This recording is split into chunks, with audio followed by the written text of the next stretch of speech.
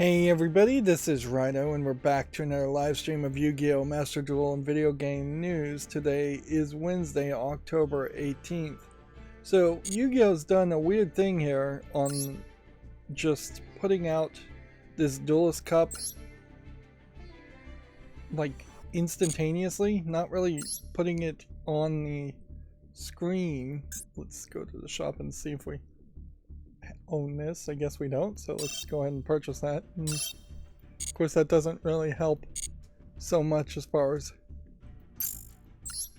I'm not 100% sure that there isn't some other thing that I missed. So yeah, maybe I'll come back and just go through everything later on a different day. Let's see. Bonus packs, I assume when they're talking about bonus packs. No, it's actually something different. Oh, I can't open this because I don't have any tickets, so we need to be playing the Duels Cup, so all I can do is open this for now, which is fine. But yeah, it is weird, to say the least, to end the stream on Monday and there being no indication that there's going to be a Duelist Cup or any event anytime soon, and then the very next day when I checked in and looked at it, the Duelist Cup just appeared. Like, so now we have this Duelist Cup section where we're trying to get to higher ranks. It's starting us in a kind of nice place at level 7, so we didn't have to start at 0 just because I am at a decent, or I ended season 21 at a decent place. However, now the problem is, on one hand you ignore the Duelist Cup and you try to get up to Diamond. 3 more wins to get to the midpoint of Platinum, and or I just put a ton of extra time, which I almost certainly am not going to do, into playing Yu-Gi-Oh! And I'm still just playing the same Zodiac Tri-Brigade deck, which maybe has come a little bit back into play as being more viable of a deck. But it is still very boring, to say the least, to play the exact same cards month after month after month. Although, in fairness, that is kind of what a lot of people end up doing. Like, there is the fantasy of the whale in something like Magic the Gathering, which in particular, to even play Magic the Gathering, you're a whale to start off with because it's so expensive. And then there is the reality of a lot of players who can just never really compete, and that is the problem with a lot of these collectible card games, particularly in the real world form, is that you just can never have enough money to buy enough cards, to waste on enough cards for you to constantly change. So you do end up with people who play their friends who are playing the same decks for months and months, if not years and years, and that's why in particular I feel like deck building games are just superior with expansions, because at least then you're not wasting massive amounts of money and not even getting the cards you want. I'd much prefer to spend $60 to $100 every quarter on a deck builder expansion if I was into playing deck builder and CCG games than I would paying $60 to $100 opening loot boxes and packs. And inherently that is why there's such a large amount of like scamming and shoplifting that happens around Magic the Gathering and other card games, is it's just too expensive. That's part of the problem. For the accountability section, I basically don't even want to talk about it. I made almost no progress programming my on-air sign. Problem is I'm in this terrible position where I feel like the C, not C++ Arduino code maybe isn't giving me the right responses, so I might be getting the correct data and being told the incorrect data just because of the print command. Like, it literally may just be the print command that's the problem. So that puts me in this weird situation where it might just connect at one point and then I may not notice it, and then I may change something assuming it's not connecting. They're just not all speaking the same language. It's either a case of that, or it's a case of the just not really the memory moving character arrays instead of strings, since strings aren't really a thing I should be relying on or using, or you can very well use.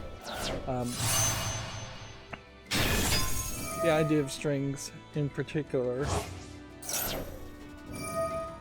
make moving text around a lot easier, but some of the data I'm trying to encrypt for the authentication key to just get the signature to connect with OBS WebSocket is binary data, or it's a string representing binary data in hexadecimal. So yeah, it's just been a lot of annoyance, a lot of trying. I did manage to make a little bit of progress. Every now and then I would type in some other code to just make some other progress. At a certain point I could just say forget it, this product won't be able to use passwords with OBS, and I could write the rest of the code, and since it will take me some time to write the rest of the code, I might as well take some time to do that and just write the rest of the code.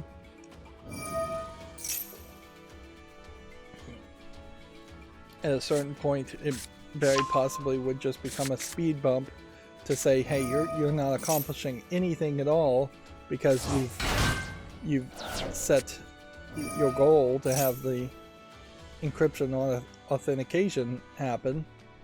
It's not encryption, it's just a password and authentication. And if you just say forget that and move on, the rest of the code could at least be done, and you could have some small victories in the process.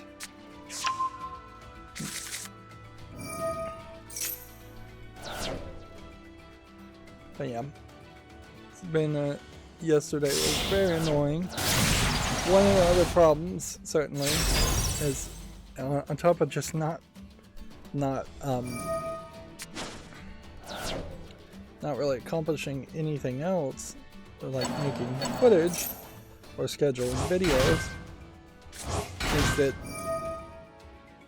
increasingly I am just old and tired, for lack of a better term. Insomnia and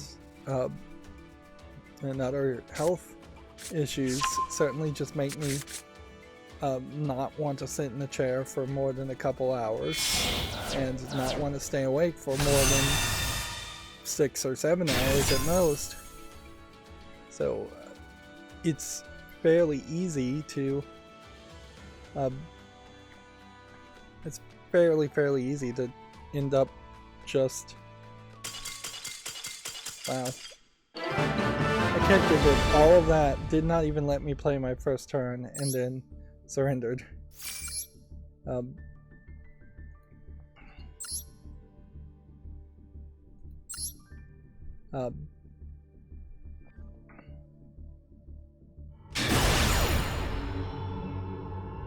So yeah, I'm not happy with the level of progress I accomplished. I'm also still playing on my phone way too much. Memento Mori launched an update for its 1-year anniversary. It added an interesting thing in that it added a music player to play the the nicely made lament songs that each character has, and then it integrated a ticket system, which at some point I imagine you're going to have to, or you can at least pay real world money to try to get the tickets to unlock the music in the music player, which the music player just plays the music in the background so you can minimize the game, and you can make a playlist around it, which that's kind of an interesting thought, certainly as far as, are you really potentially playing through, even if there are some middle steps there, are you potentially paying real world money for songs that probably aren't MP3s or FL FLAC files or something like that you could play on any kind of audio player? Yeah, it doesn't seem like that's the case. Although you could almost certainly go into the game assets and get the MP3s, and the songs are already on YouTube, so you could certainly just watch them there or download it from YouTube.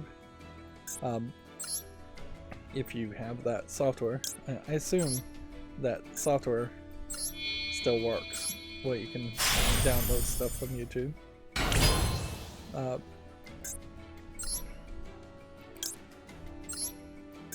But yeah, particularly for mobile games, I could see that being a path to potential increased monetization, is if you did allow through microtransactions the ability to download and own songs from the game assets, audio assets, and visual assets too. You could have things like that. It would be interesting, certainly, as far as the microtransactions, if they had a little bit more of a permanence to what you're purchasing, and it just all couldn't go away if your account got banned or if the game shut down.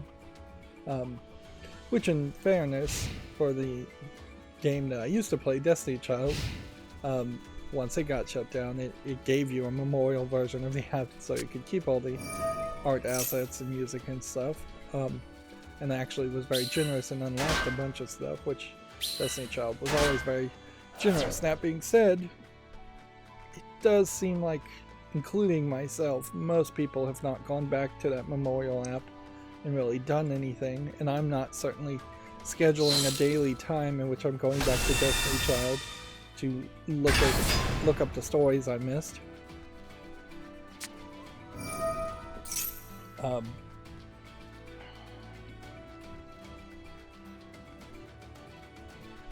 With the 1-year anniversary of Memento Mori, the main bad girl of the game has been unlocked, so I think that they're going to shift the narrative a little bit and go into a season 2,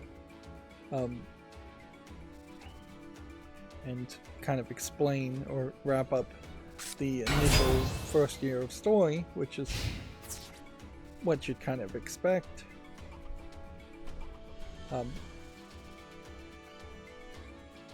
So hopefully they don't go too off the rails with a second season or second story, which I'd hope they wouldn't. With the 1-year anniversary, they're also giving a lot of items, a lot of free stuff. So now is the best time if you were going to get into playing Memento Mori.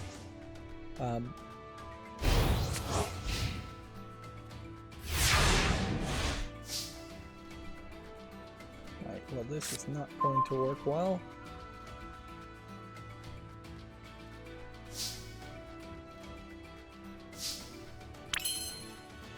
Okay.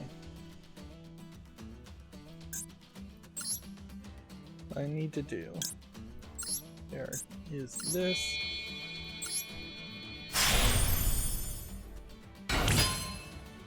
Then this.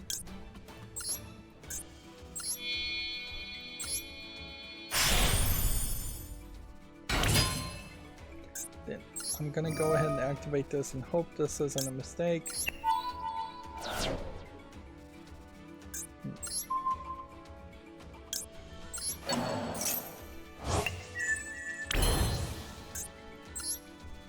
Then we go back full circle to this.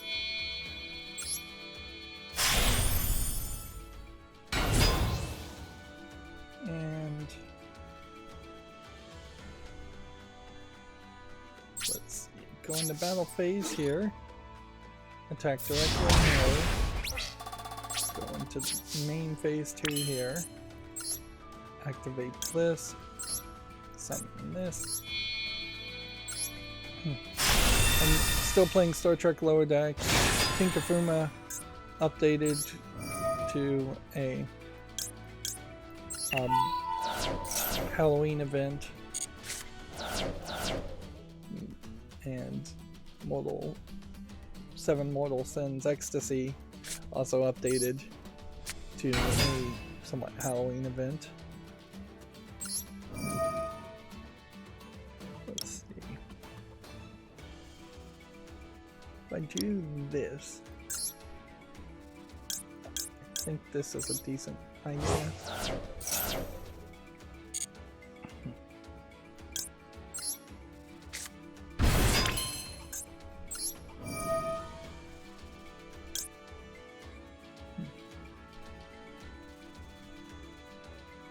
This one can't do anything in the graveyard. This one can't do anything in the graveyard. So...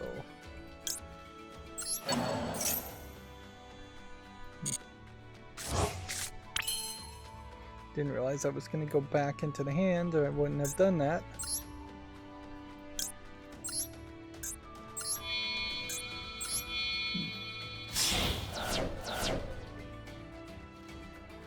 There is a widening gap, certainly, in my mind, though, as far as my interest.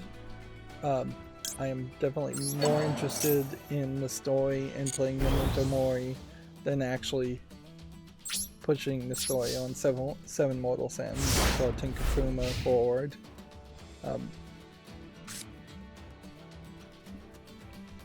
Tinkafuma has basically no story to it, or very little, yet it has a fairly high amount of stuff you need to do several times per day to fully utilize its stamina system, where Seven Mortal Sins makes it fairly easy to burn the massive amount of stamina it gives you, but it has so much going on too that it's just a time sink. Whereas Lower Decks, it has the problem of not enough going on, and I would say Memento Mori has a little bit of a problem of not enough going on. In particular, I think part of the problem there is that there is just zero mode in Memento Mori where you can just train or play, where it would be nice, certainly, if there was a way to train or play somehow.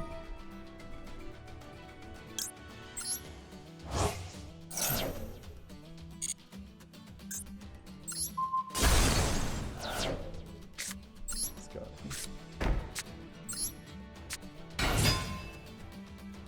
Summon as much as possible.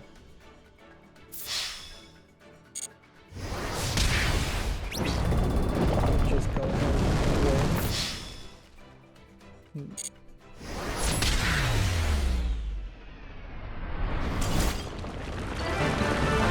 I was a maker of Lower Decks in particular, as far as mobile games, and playing 4 mobile games while trying to program. And the good news, I guess, is over yesterday is I didn't watch any TV. Otherwise, that would have just been yet another thing. Although even that's not really true, because I did sit through like 1 episode of Citadel on Amazon Prime. I've already watched all of season 1 of Citadel. I think that's the name of the show, anyways. But I would recommend watching it a second time, because, like, on second viewing, a lot of stuff becomes way more obvious and way more foreshadowing than I realized in the first case. Like, there's just a lot of twists and turns that get revealed at that last episode in particular of the first season that recontextualizes almost everything from even the first episode.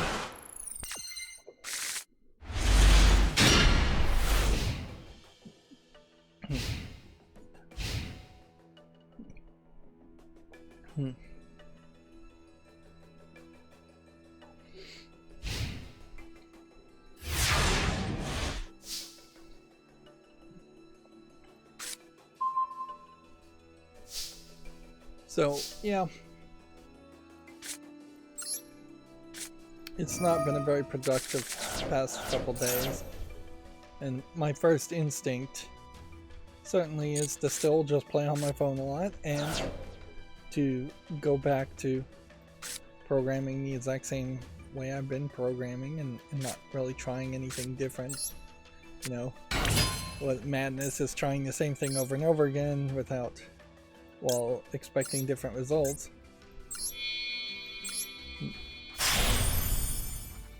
I saw a YouTube video about a mathematical algorithm where you could change multiple variables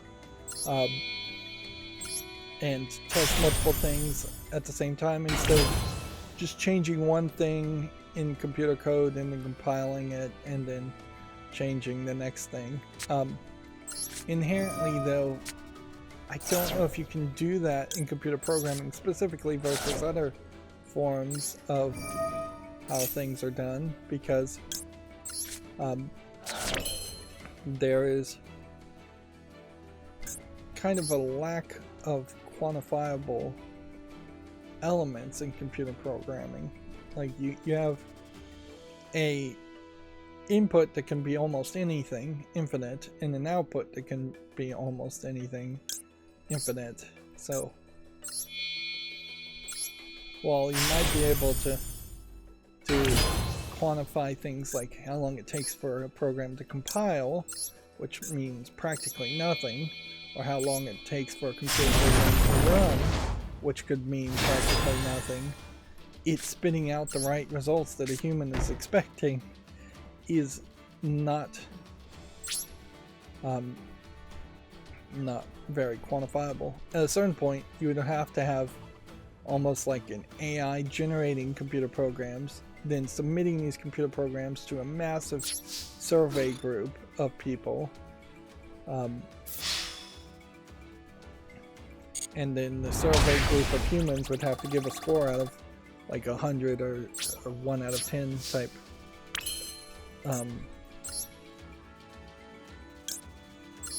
experience.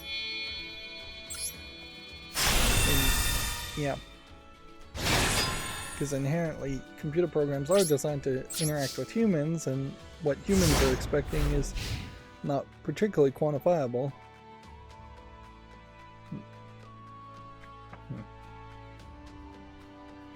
Which is a shame, because I really do like when programming to make 3 or 4 changes, and there's always a high chance that making 3 or 4 changes will cause problems. I'd also say that the Arduino 2.0 IDE interface needs some work. It needs a versioning system in its saves. It needs to run basically diff as a program against the last time you compiled and ran a game, a program, versus the current time, so you can pull up different versions and go back different versions. GitHub in general is supposed to, or Git as a versioning system, it doesn't have to be the website GitHub, just Git in general is supposed to be around that idea and work that way, but it's almost impossible to integrate Git on a local form.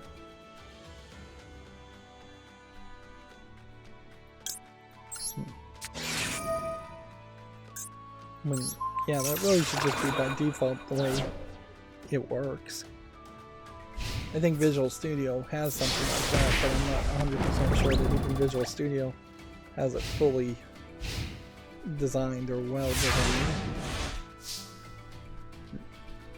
Because there was at least one point when I was programming that I would have really preferred to be able to just go back several hours and say, hey, this attempt at a change doesn't seem to be working. Let's see. I'm going to do this.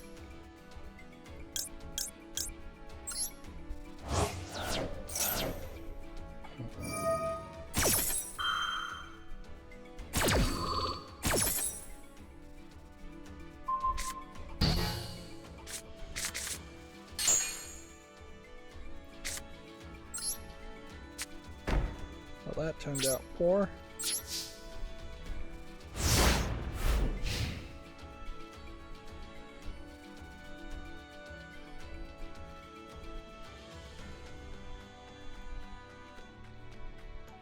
So yeah, let's kind of prematurely start going through the video game news. We went rather long last stream anyways, and that tends to happen.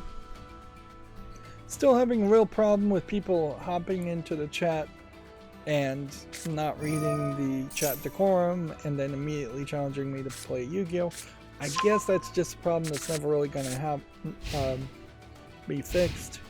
I think the chat decorum may work some of the time, if not a lot of the time, and just ignoring people who ask to duel is just going to be my default response.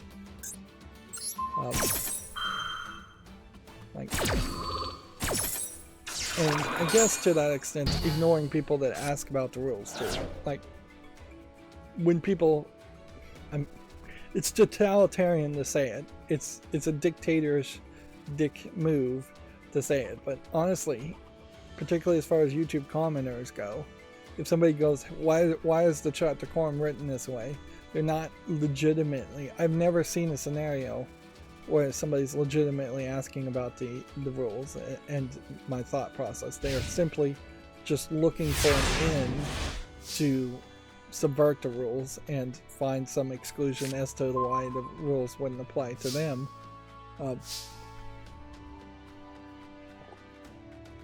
Which is to say, yeah, going forward I really should just ignore people who are questioning the rules too.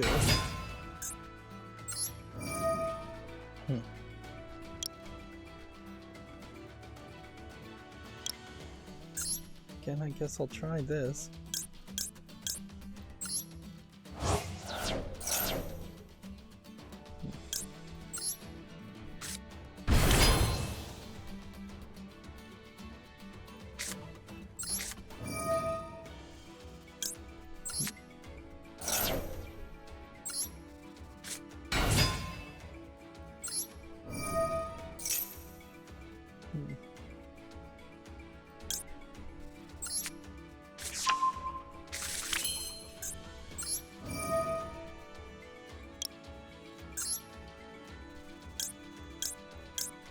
So by pulling the 3, that let me pull another 3 up.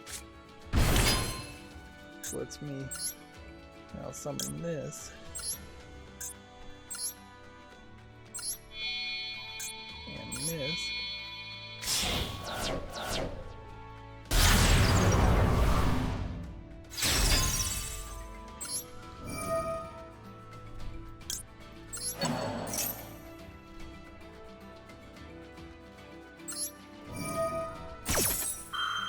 Might as well activate that too.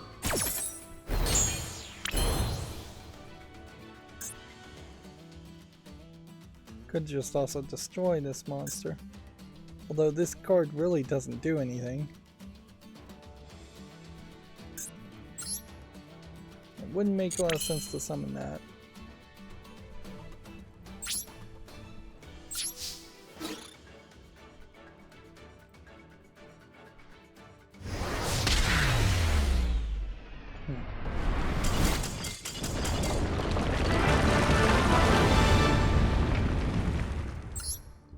We're getting victories here, which I appreciate. It is just my hope that maybe we can burn all the way to duel level 20 fairly quickly. Although we may not end the duel level 22. It may also very well become a case where it starts to just get more difficult and we may get it duel level 10 or duel level 15. Duel level 16 looks like a good target. Duel level 17 looks like a good target.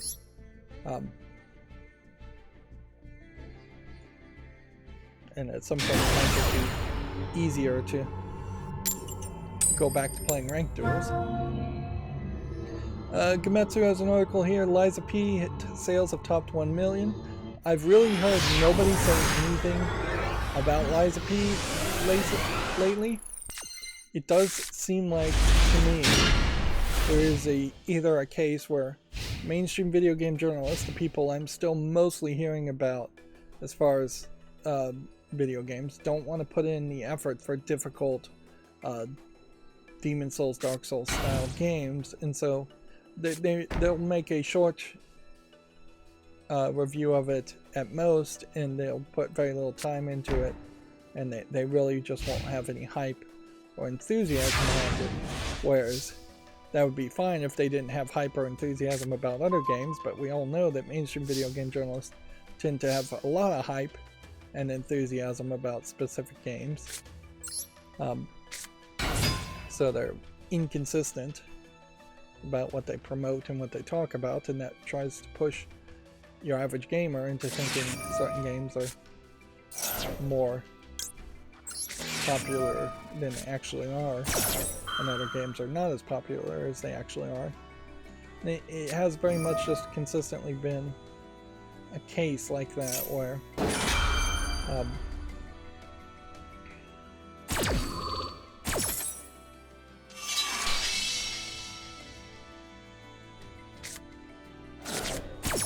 they have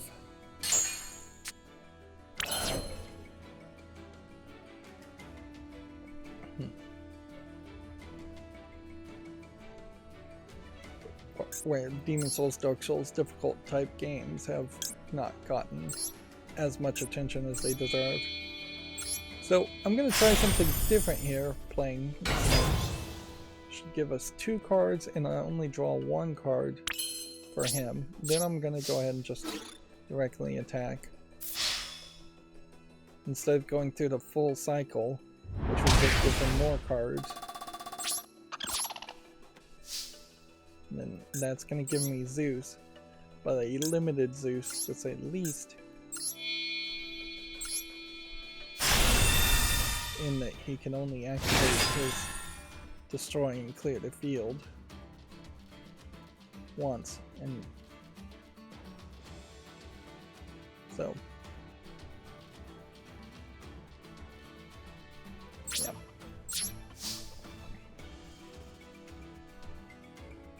So now we end the turn and we see if perhaps he plays these 4 cards he has, and then I clear the field. Or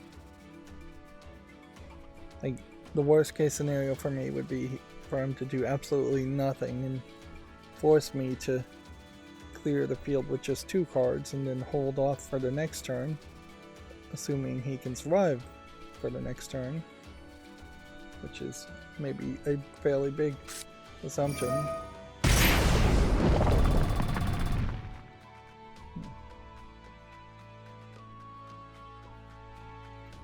Half his life points to special summon something from his deck.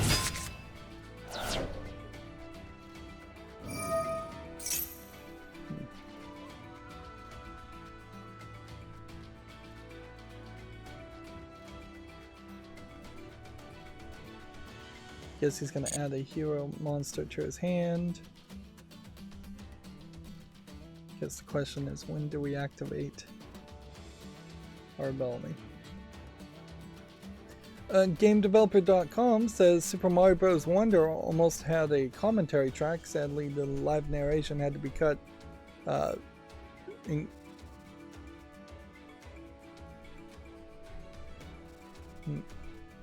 Apparently there was also going to be a tsundere commentary track, which that's interesting that they would even use the word tsundere.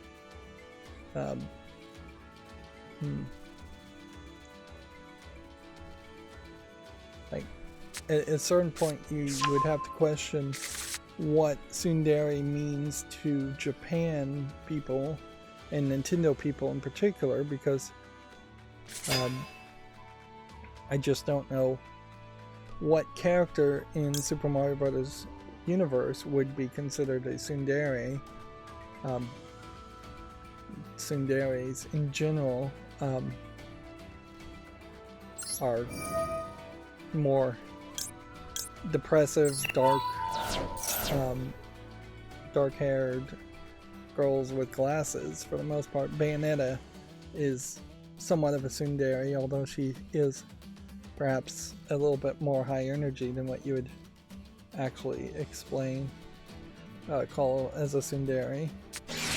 And so there just isn't a character in the Mario universe unless Mario Wonder introduces a new character, which wouldn't be a terrible idea.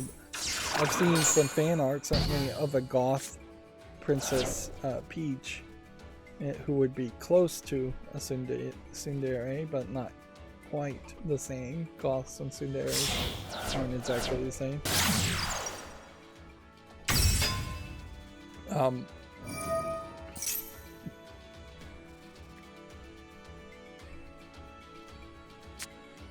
In general, I enjoy games that do bother to have director's commentaries,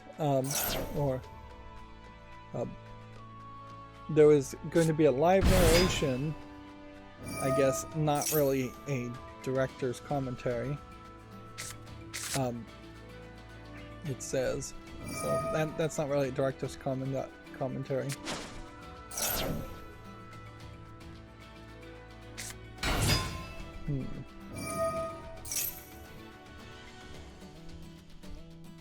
I don't know why you would need a live narration, although that probably would help like blind people, or it could be very creative as far as just a storybook experience in which somebody is narrating your experience the whole time.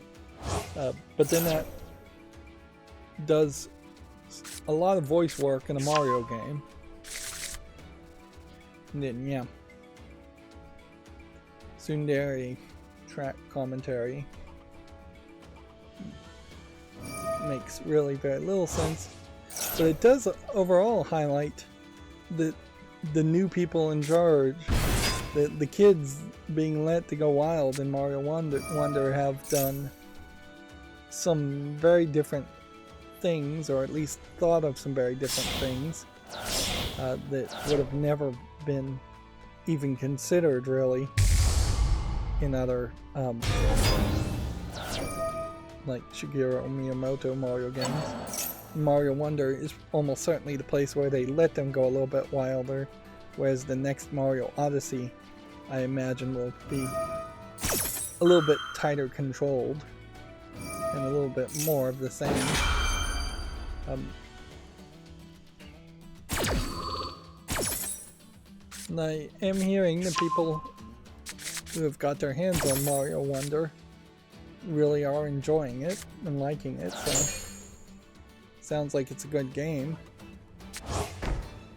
The thing about director's commentary, though, to get back to that, actually, even though this was apparently not a director's commentary, is it only really works in like puzzle games. Something like The Witness is a great example of a game that probably should have a director's commentary in it, but doesn't, or doesn't have enough of one. If it did have one, I don't think it does. Whereas Left 4 Dead 2's director's commentary kind of highlights the problems with having director's commentaries in a lot of games, in that Left 4 Dead 2 really boils down to having a lot of commentary where they're talking about how they designed the game and they programmed the game, and less about the narrative elements of the game, of which there's very little in Left 4 Um,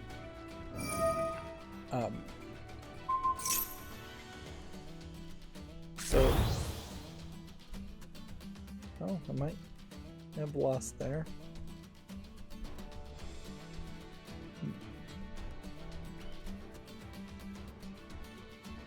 The question, I guess, is, was there a point where I should have activated my ability at a different point?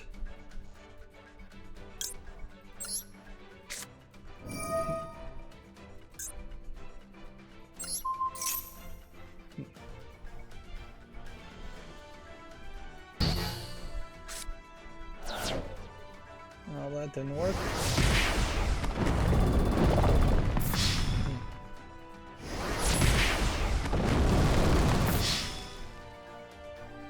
Honestly, there really is only so much you can say as far as programming things to have director's commentary too.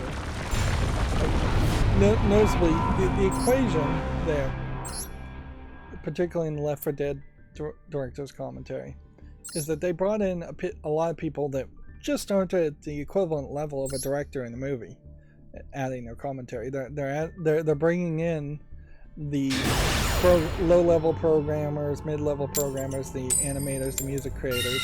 Like, there's really not a movie I've ever listened to with a director's commentary on a movie that I've ever listened to, where they've brought in the guy, the cameraman, or the gaffer, or the editor, or the orchestra, or the composer. Like that's just not what director's commentary movies tend to be. And usually it's the writer and the director, maybe an executive producer. Maybe you'll bring in the composer, but the head composer, you wouldn't bring in certainly the violinist that played in one of the songs.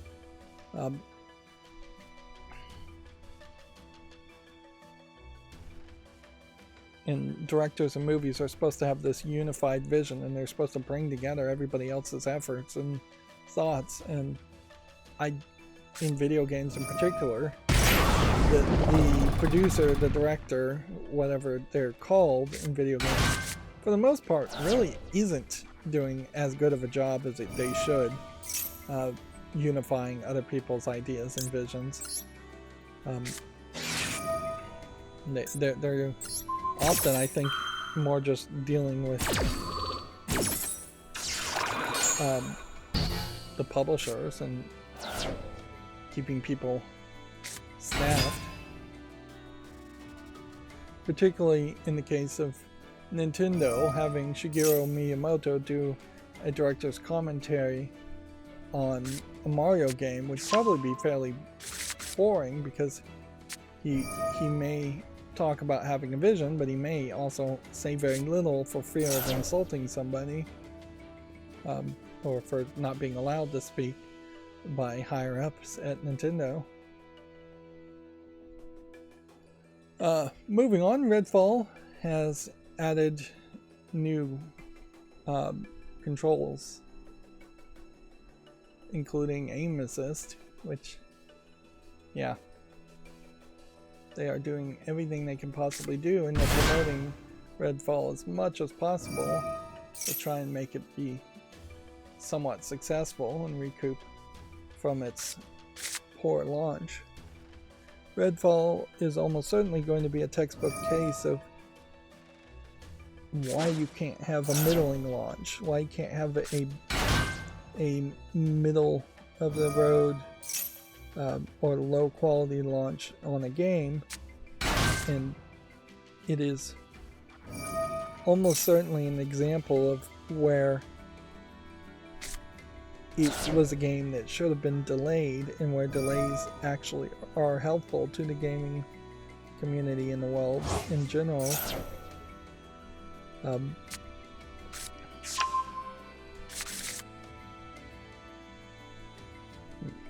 That being said, it is also worth pointing out that had Microsoft delayed Redfall, it would have been a very tight point for them to have released it. sometime between now and January 1st or December 31st. Like, maybe this week would have been open had this been the point where Redfall had come out, but you would have been competing against Mario Wonder and Liza P, and it's just almost every week going forward till the end of the year there's going to be some level of competition, and until we get to the point where a company is willing to say, hey, I'm just going to delay Redfall 6 months, which it probably would have been about 6 months, all the way into January or February, and we're going to release this game in the small, in the window in which games are not ever really released. They didn't have a place where they could delay it.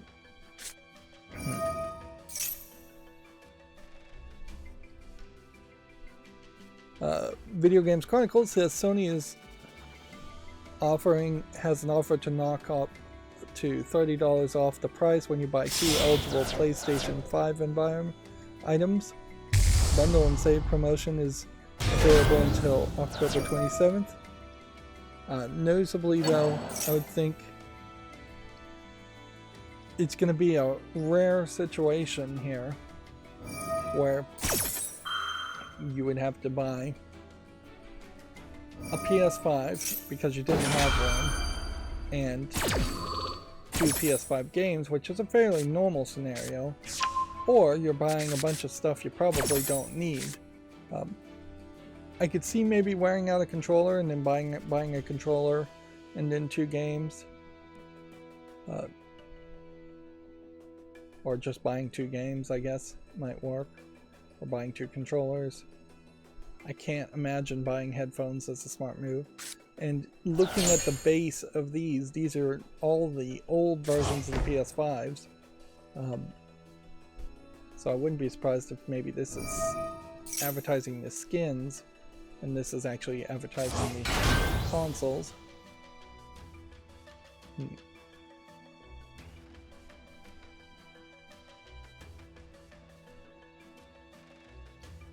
There is a decent argument that if you don't care about space, you should probably see if you could get a discount on the old version of the PS5.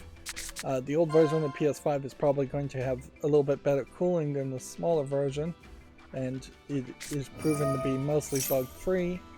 I imagine you could get a much better deal getting a disc version of the PS5 in its original version instead of buying the disc version of the PS5 in its new version.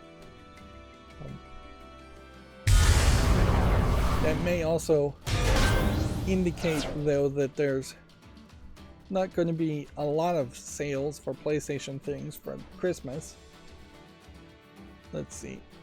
GameDeveloper.com also says the GameFAQs editor Alan Tyner has departed the site. Tyner has worked at GameFAQs since 2004, and his departure comes over a year after the site was acquired by Fandom. Why is my mouse not working?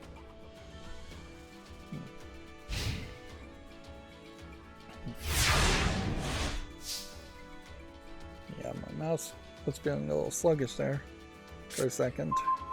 I think it probably got dirty, or maybe the battery's getting low.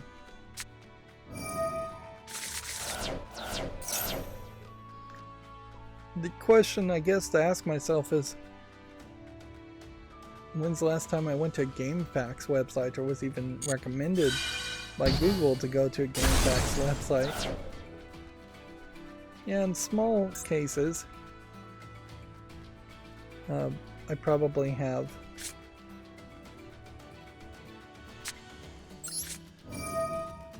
I probably have gone to walkthroughs at Game FAQs, listed on Game FAQs, but it's never really been a website that I've used a lot of. There's kind of that same element also around, like, the Giant Bomb Wiki.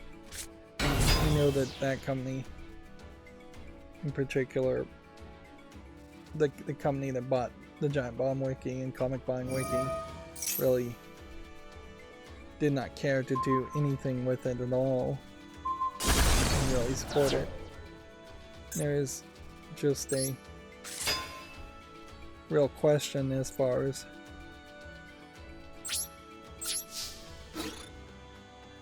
while strategically it would make a lot of sense for you to have Wikipedia API style sites for video games and game packs and walkthroughs and things like that all on one website without there being enough support. So you need a ton of money, a ton of staff, and a ton of passion behind a project like that. And there really just wasn't enough of any of that.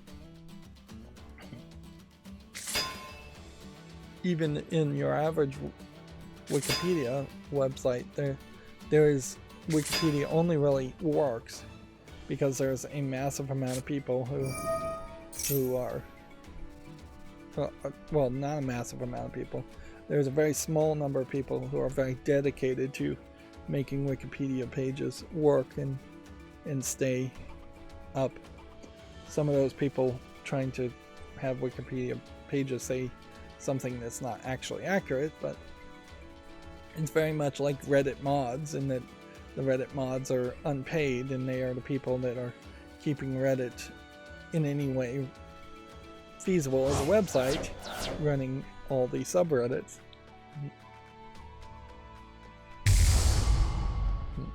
That they've found a way to gamify the idea of having people who have nothing better to do with their lives feel like they have some level of control.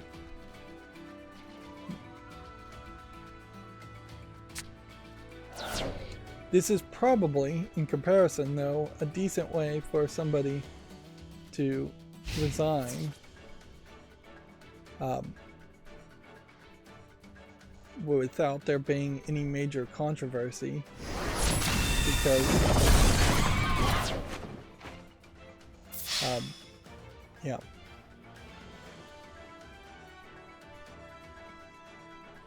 Because there definitely were controversies around other video game forums, Metacritic, OpenCritic, one of those had something around it. There was some kind of cancel culture attempt against one of the guy running it.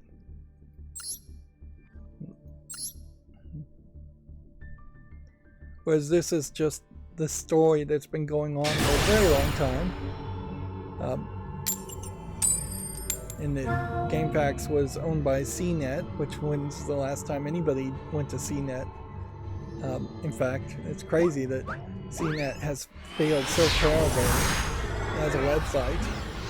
Like, technology and gadgets still exist, so they really screwed themselves over by just not maintaining quality or keeping people's attention, or maybe not just by reinventing themselves. It might very well be a case like a restaurant where what they say in Bar Rescue, you need to do a slight refresh every 3 years and a full remodel every like 7 years. If CNET had done a slight refresh on the website every couple of years and then a full remodel, rebranding, relaunch of a website. That's an interesting question as far as Steam too, is that Steam probably is approaching a 7-year mark in which it would be beneficial for them to really update their website in slightly different ways to just keep things interesting. But yeah, GameFAQs was a CNET subsidiary. Then it was acquired by Red Ventures, which is the same company that acquired GameSpot and other Viacom CBS sites such as Giant Bomb, which I'm not even mentioning, in 2020. And then these sites were purchased by Fandom. So Yeah. This was really that same story of almost every big video game site being acquired by multiple people and then handed off and ignored because they were always just going to be this niche website for a niche fandom and not something that was anywhere as interesting to CBS or CNET. That being said, I am currently subscribed to Jeff Gerstmann, but very quickly going to be unsubscribed from Jeff Gerstmann's YouTube channel. He had his third child most recently, but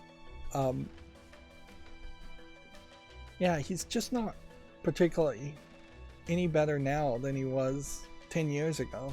He's just gotten, if anything, he's gotten a lot worse as a video game commentator, right?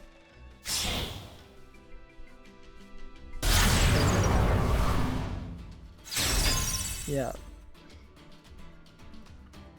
There's slightly different things you have to be a celebrity and personality and a video game critic than just being a fan of video games. And I don't question that there are a lot of games that Jeff Gerstmann is interested in, but there's a lot of games he's just not interested in too, and that's a problem as a critic. But I really question whether he has any skill or interest in being a critic or even a news reporter. He's just not good at any of that. He doesn't get into any depth or detail. That's weird.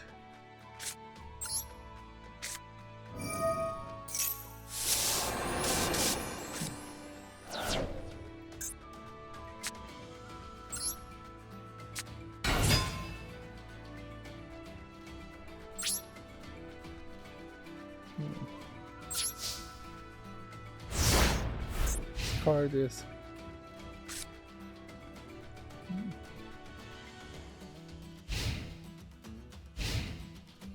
like almost impossible to destroy because it's a fusion dragon card, and I can only destroy spells and trap cards. Then there's something here that's stopping me from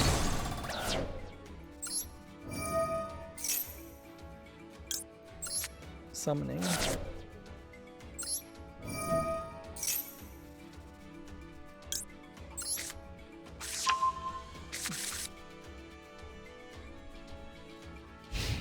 And see, this might just be the perfect example of this duel fest, is that you may only be able to get so far in the whole process before things become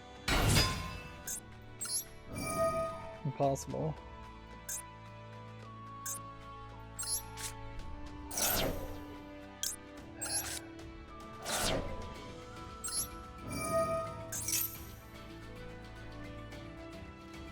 Yeah, I can't special summon anything.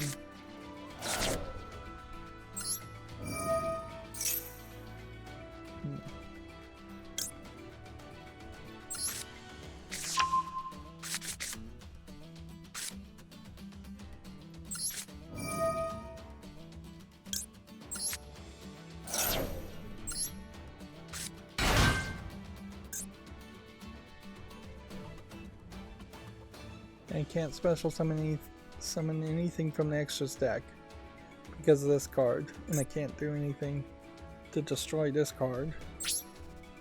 So, unless he was to stupidly get rid of this card, I'm down to trying to find one specific card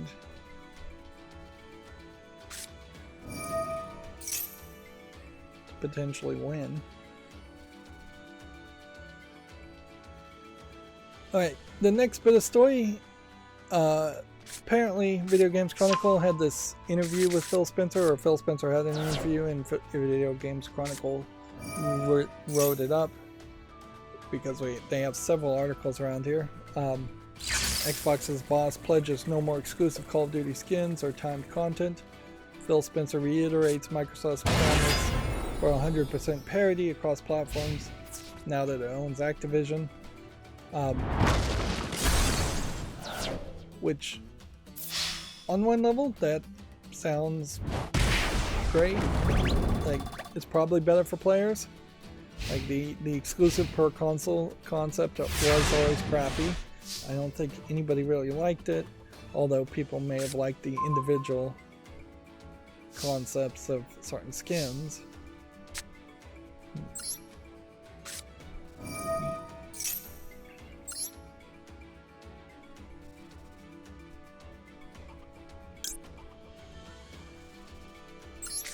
But yeah.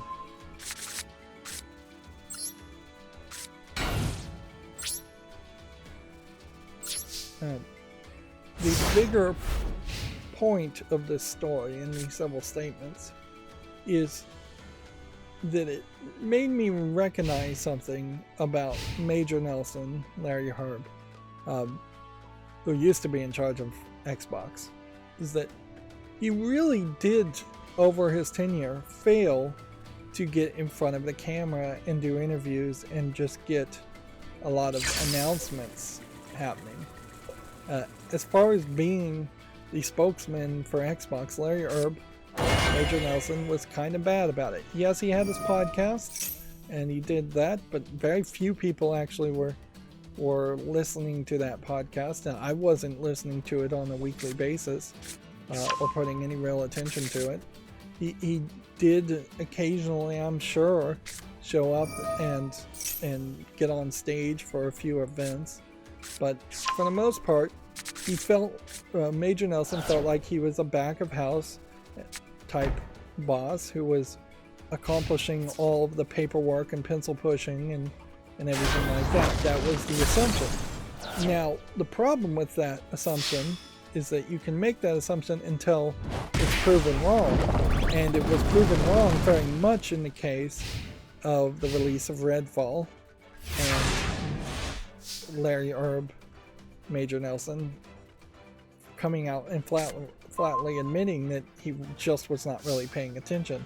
And maybe he used to pay attention more in as far as what the other managers below him were doing, but maybe with all the acquisitions he stopped doing that, or maybe he just got tired and stopped doing his job as well. Either one is a feasible assumption to make. But yeah, that is a problem that you can see in a lot of managers and a lot of people in jobs in general, is that they can keep their jobs and pretend like they're good at their jobs for a very long time simply by saying, by making it seem like all the work they're doing is just hidden behind the scenes, and it's, as long as everything is working, it looks like they're doing a good job too. But yeah, there really shouldn't be an idea of a hands-off boss that isn't somewhat aware of what you're doing and helping you accomplish your task. Although most employees would prefer a hands-off boss over a overly controlling idiot boss that is actually hindering the success of their employees, which is what you often get in the other case.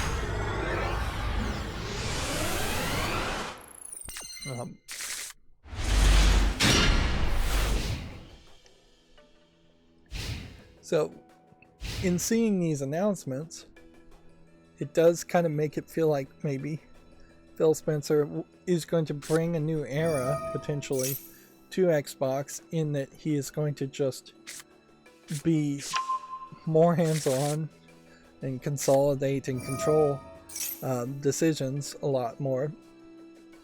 On the other hand, it might very well not be that that's the case at all. It may be that Phil Spencer just wants to be in front of the screen and wants to be a celebrity himself, which, at a certain level, that attitude might work fairly well, though. Like, if we assume that the reason why Bobby Kotick managed to be CEO and managed to be successful was down to his way to be liked amongst other rich people and celebrities and rub elbows with celebrities and make the contracts that other people couldn't make, such as Rock Band. Like at a certain level, the Rock Band series almost certainly had to have somebody, maybe it was Bobby Kotick, maybe it was someone else, that was very, very likable to convince all those music companies to license that music.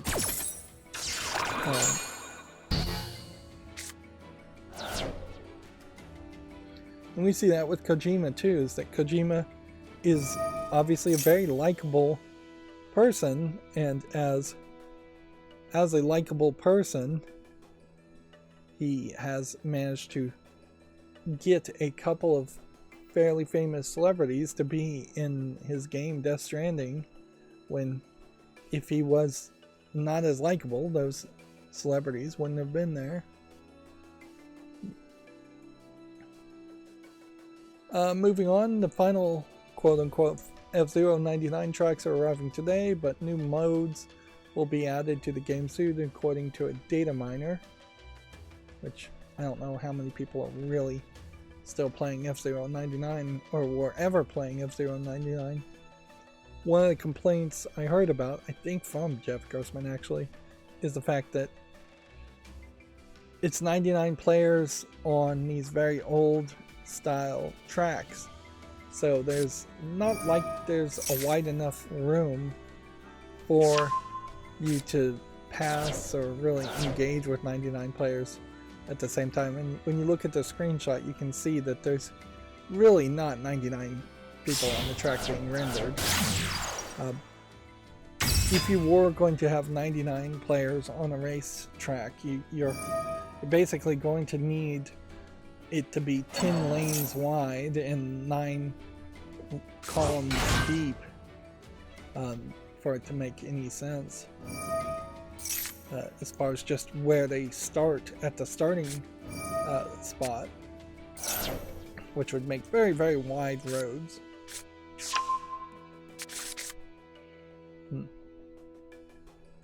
And at a certain point, if you're going to have 10 lane width roads, why not have infinite lane width roads?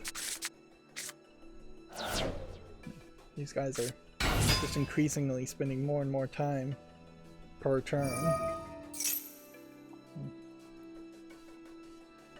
Now this was a shocking bit of news I saw from Video Games Chronicle, in that Hogwarts Legacy was not available on the Nintendo Switch apparently, and it's going to release next month. I would have sworn that Hogwarts Legacy would have already been released, and it would have been released day one.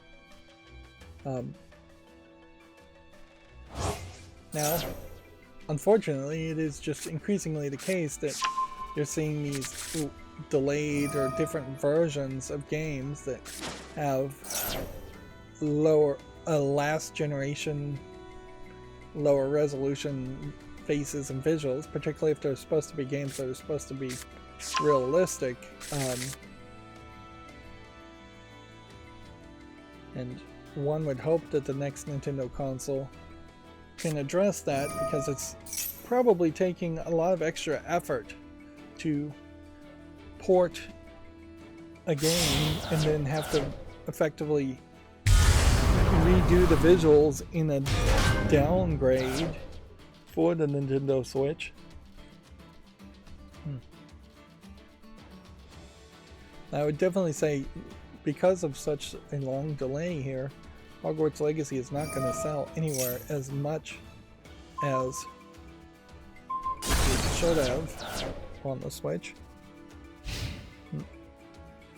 Although I wouldn't be surprised if it still sells pretty well. Okay, let's see.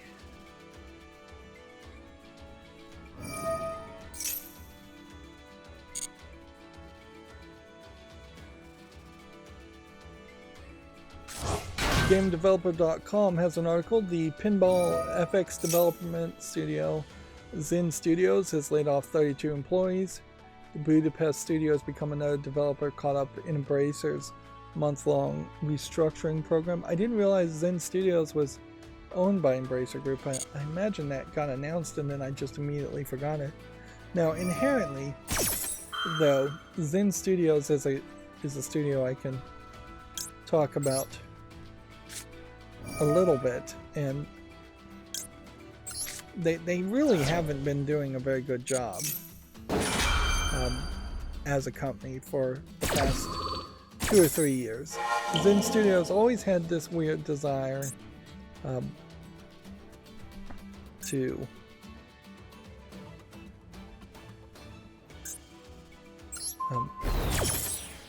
it had this weird desire to have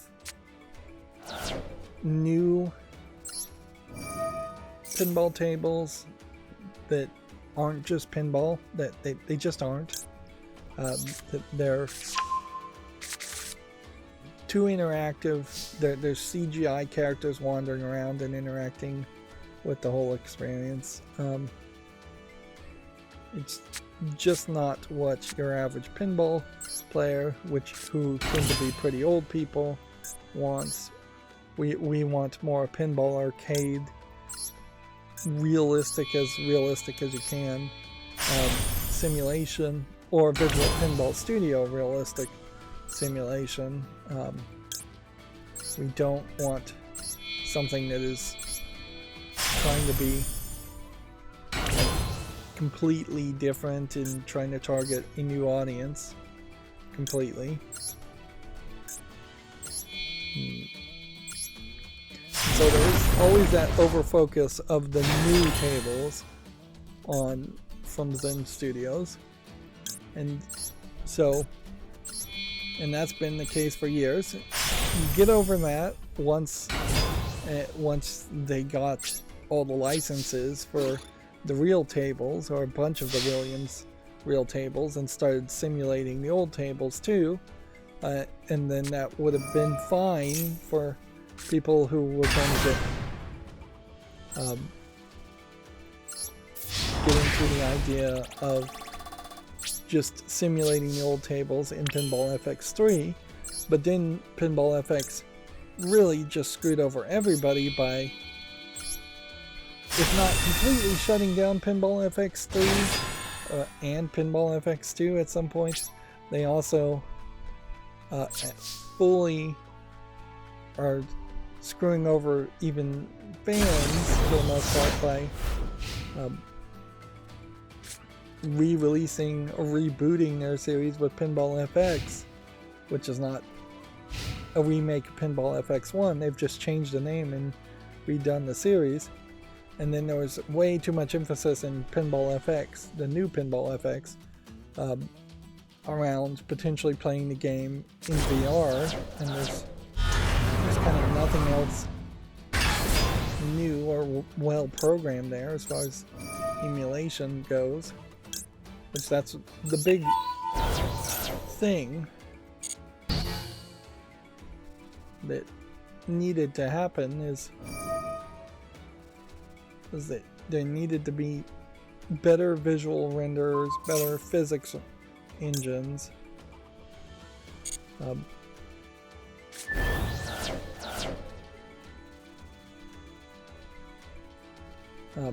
around Pinball FX, and it really wasn't. It was just reselling Pinball FX3 the second time and reselling all the tables.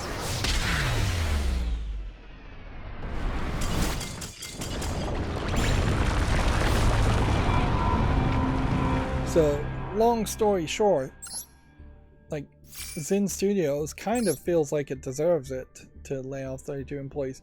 Not that laying off 32 employees is going to help anything with this situation. It's only going to make it worse. But yeah.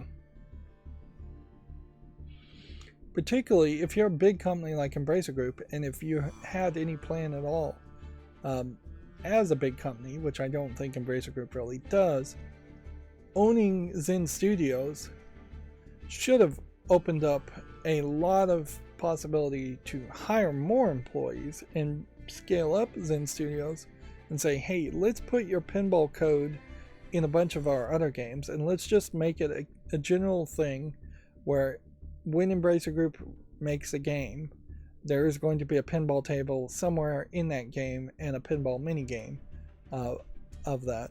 Like, I'm thinking particularly like the Wolfenstein New Order game.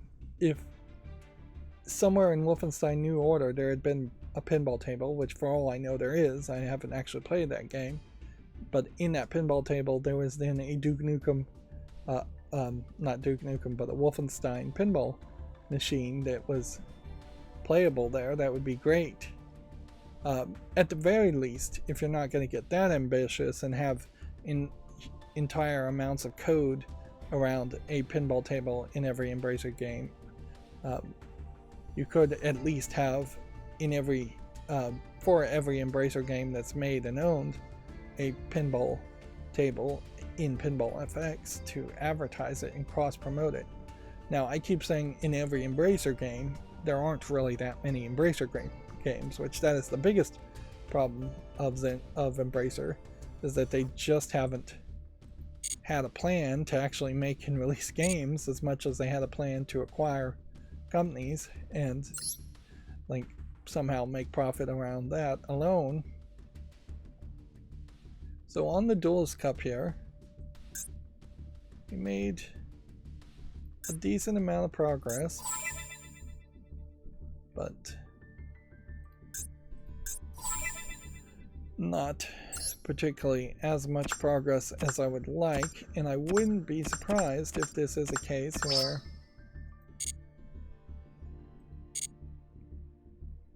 I'm going to get all of the daily quests and special event quests done around Duelist Cup, get to maybe level 10 or so. Like I may get to level 10 and then it may very well be a case that it's just not worth it to even try to make it to 15 or 16. And so far we've gotten 2 things that could be opened, and that's it.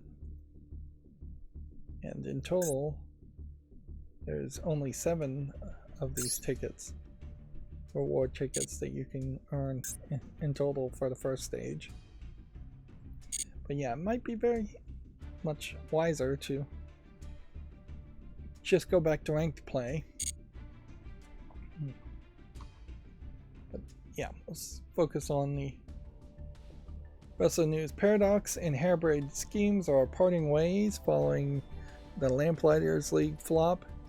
Parent company Paradox recently called the studio's latest game, quote, a big disappointment, saying that publicly it is not professional, and yet it happens quite a bit in the video game industry where a publisher will publicly blame the developer when developers barely have any choice in how a game is designed, advertised, or released, and it's almost all on the publisher, and that is completely unprofessional and unfair.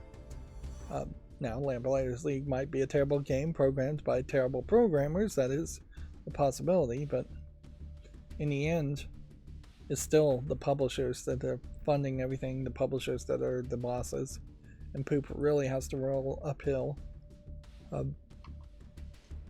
The RPG studio Thought Pennies appears to have laid off employees. Now, of course, this is GameDeveloper.com, really just highlighting any and every layoff possible, and it is just the end of the year at the end of several years of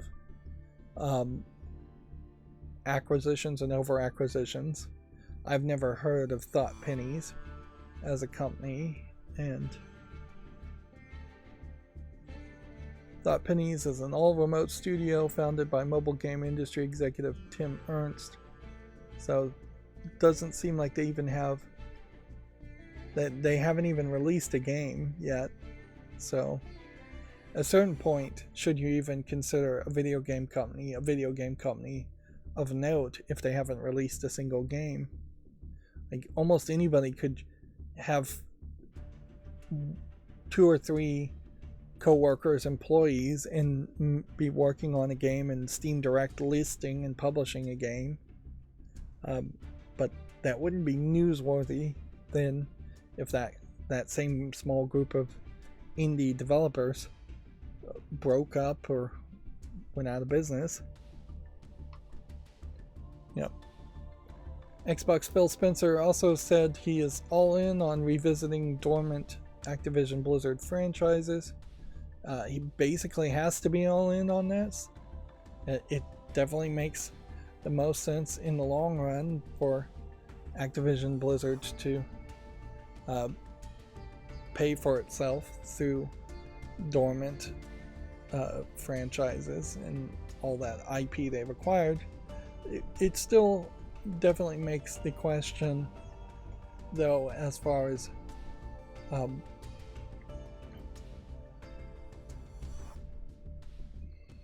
who is going to program these old games, because that's the real question. Where's the talent? Where's the development talent in Xbox? Because I'm not sure they have enough teams. I think they have talent and I think they have good teams, but I just don't think they have enough. Also noticing that if this is a recent interview, we may be seeing a push to brand Xbox with the green once again, whereas Xbox has mostly been around black and white visuals, and they've gotten away from the green. It honestly might make some sense to, instead of having a black version and a white version on the shelf, have more of a green highlight to it. I'll be a little surprised if we don't have some kind of LED light up shenanigans in the next consoles. If they do it on computers, like, why not have something that lights up green? Although I wouldn't be surprised if the case itself still is black and white, just to look good on the shelf. Although the idea of having a TV rack with TV equipment is kind of out the window too. Like, an Apple TV is about the most recent thing you would have under a TV, and it's just a white box, or you'd have a black sound bar. But cable boxes and DVD players, Blu-ray players, things like that are all kind of going away. If anything, I wouldn't be surprised if the next consoles start to think about being mounted on the wall behind a TV or on the wall next to a TV, because there just won't be TV tables and TV AV cabinets in existence. Like, for the most part, people would just prefer a TV mounted to the wall, and they don't want to have an AV cabinet somewhere else to attach accessories to. Here's that same story. Harebrained Schemes, splitting off from Paradox, will be independent again in 2024. Let's see. Phil Spencer apparently also doesn't want to turn all of Xbox's franchises into mobile games, but they clearly want to do something there. It makes a lot of sense. You wouldn't want to do everything mobile, because most things won't make sense mobile. How many idle games or clicker games can you make, or gotcha games can you make around the same franchises? Like, one good Call of Duty game on mobile makes sense, but if you start to have Modern Warfare, Warzone,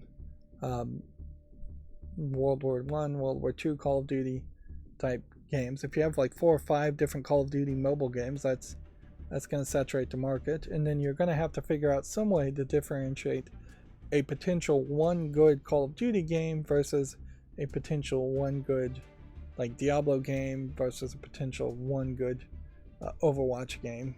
Like, then they're going to have to move slow. They're going to have to try and learn what a good mobile game is, and inherently they're going to almost have to invent what a good mobile game is for it to really succeed well.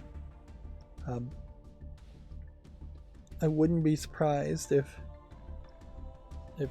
they are very slow to get into the mobile world, and increasingly, if they just wait long enough, it'll just be a case where on mobile phones you're playing old Xbox 360 games, and that is it. There is no new, unique, bespoke mobile games being made. It's just going to be emulation of old games that people already have proven that they liked. Because, yeah, that would make more sense. Apparently, Roblox remote working era is over as the company issues a return to office mandate, which I imagine employees are not happy about that. The creator of the Cat Lady was promoting this fan-made punk rock tribute song about downfall. What really caught me here, in that he's saying he was making games since 1982, mostly in his head for the first 20 years. Now at Harvester, it's kind of weird to have your email here, but whatever. Yeah. It makes a lot of sense as a kid. I assume this guy was born in 1982, that you would have been making games in your head for 20 years as a kid. Although this number is also probably more of a joke number, because he probably was born in 1982 and didn't actually start thinking about making games until he was 5 to 10 years old. It would be very weird as a baby, a newborn, to be thinking about making video games. But inherently, if he had actually been making games for 20 years, the Cat Lady, Downfall, Lorelei are all very, very poorly programmed games. They are great games that I recommend everybody play for their stories, but you're talking about games that are keyboard only and very linear point and click adventure games without the pointing. And so, yeah, he really, hopefully, has only been working on games for 6 or 7 years. But, yeah. He actually has gotten much better, too, I would say. Like Lorelei, the most recent game, compared to the Cat Lady, it's fairly improved. But not a lot of interaction. He really is the kind of person that would do very well to have somebody work with him to take his ideas to the next level. But yeah, in general, I'd also say don't boast or joke about working in the industry for 20 years, in any industry for 20 years. 20 years is a little too long. It makes you seem old. It's going to raise expectations. Over a decade is probably the phrase to use, and then after over a decade, you just leave it at over a decade until you retire, and then when you retire, you go, oh, I've actually been working at this company for 20 years, 30 years, 40 years. That's once you're retired and nobody's going to expect anything out of you at that point, that's when you use the real number. Inherently, if you say anything more than over a decade, or you put this like on a resume, it's also going to age you and make you seem like you're old and thus closer to retirement, and less likely that people would want to hire you. So there is definitely thought when filling out resumes too about not mentioning anything past the last 10 years, past the last 7 years, because it's just not going to be that relevant anyways, as far as former employment, and it's going to show your age, which you kind of want to hide your age on a resume. You're eventually going to have to see somebody face to face or fill out an age information in a job application, but you want to hide it as much as you can. Moving on, Drinkbox Studios is hiring a senior narrative designer, which tells us that Drinkbox Studios is working on a new game.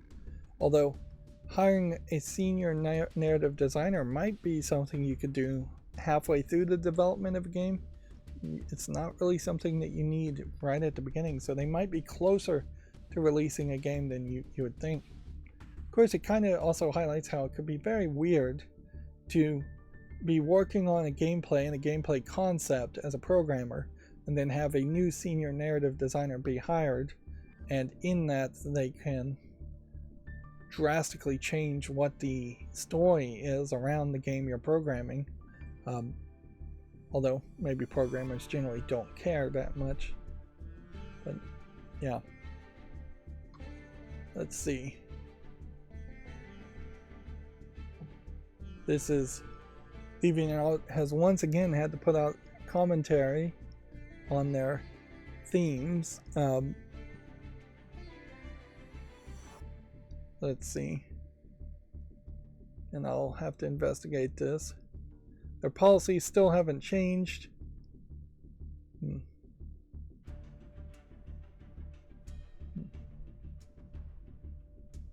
But yeah, they're focusing still on artwork that includes non-consensual fetishes or sexualized underage people or characters, and Lisa Simpson is always the example there as far as that.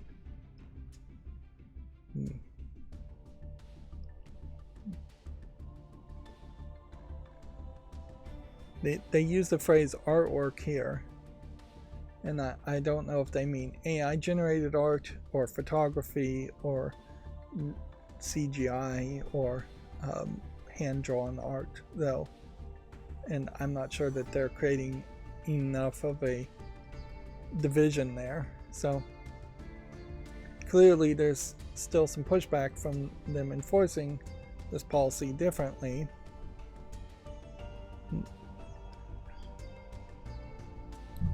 But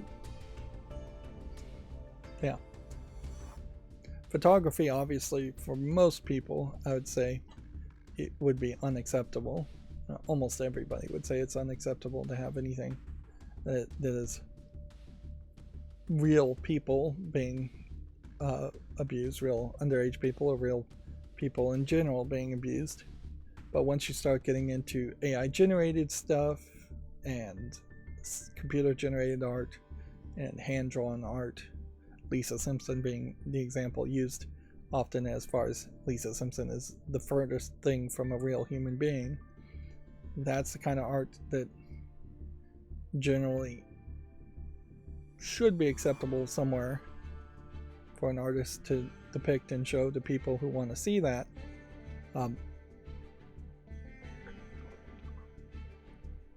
And for a company called DeviantArt, it seems like they're increasingly trying to be less deviant, which, yeah, you're not going to get very far from that.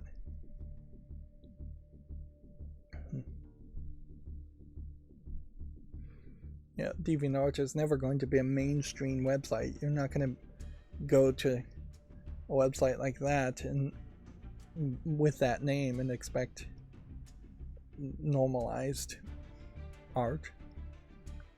They'd have to basically create a completely different brand, a completely different name.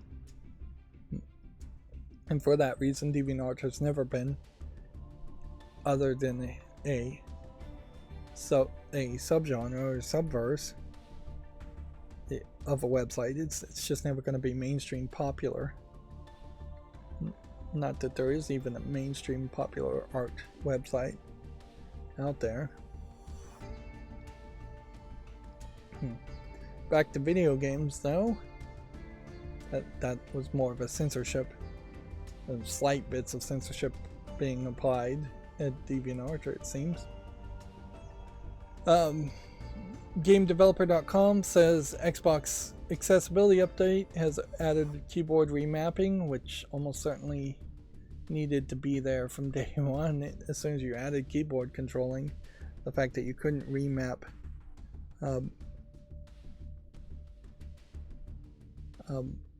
keys. Xbox will let players with limited mobility remap the adaptive controller to simulate keyboard keys for games that are only playable for keyboard and mouse. So it's not even just keyboard remapping in general, it's you have to have an adaptive controller, then you can play keyboard and mouse only games. And the way the subheadline is written, which I imagine is just poorly written, it's almost implying that they are going to verify that you have limited mobility before they even let you remap anything, which almost certainly that is not the case. That would be ridiculous if all of a sudden Xbox required you to send in some kind of medical forms to prove that you have limited mobility to get accessibility options. That would be really, really crazy. This is, again, really just an example of Microsoft using these announcements to make it seem like they are doing a lot more for accessibility than they really are, when they really aren't. Now here in this we can see they're going to let you map the keyboard to controllers too, so you don't have to buy the expensive accessibility controller, which I appreciate that.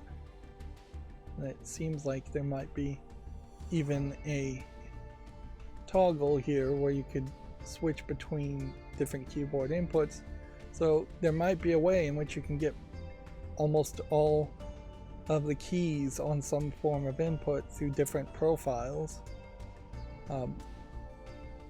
although that might be a lot of work.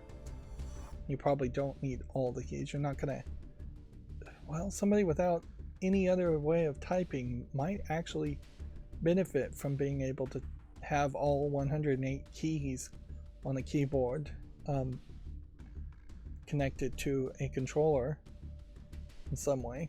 Although inherently text input really should have other options like just voice input, but a lot of people can't talk well either, so yeah, I guess you really would be horribly disabled though if you couldn't type on a keyboard and you couldn't talk, but there are definitely people like that. But again, I have to point out that the accessibility controller, not really made by Microsoft, not really sold by Microsoft, and it's not like you see one of those available for purchase in stores. If I was going to go out even to a large city and try to find an accessibility controller to purchase, I imagine I would almost certainly fail horribly. I bet even in the case of like Manhattan, if you were to try to look all around Manhattan, you wouldn't be able to find a single accessibility controller available for purchase that day. Maybe there would be a special disability medical supply store that would have one somewhere in Manhattan, as long as there's not a Microsoft store. Now, if there's a Microsoft store in Manhattan, maybe then they would have one, but these are extremely rare and far too expensive. And it's not like a new generation of Xbox controllers or consoles could come with something like this. It just wouldn't work for your average player who is used to this kind of input. So I just don't know what you do with something like that. They need to redesign this now that PlayStation has an accessibility controller that's come out, be able to potentially split this whole thing in half, so you can have one big button on one hand and one big button on the other hand, and then probably split this in half too, so you have three components that can work independently of each other and would just be either wired together or Bluetooth together, as one device. Being able to move this to this side or this to the middle would be very helpful.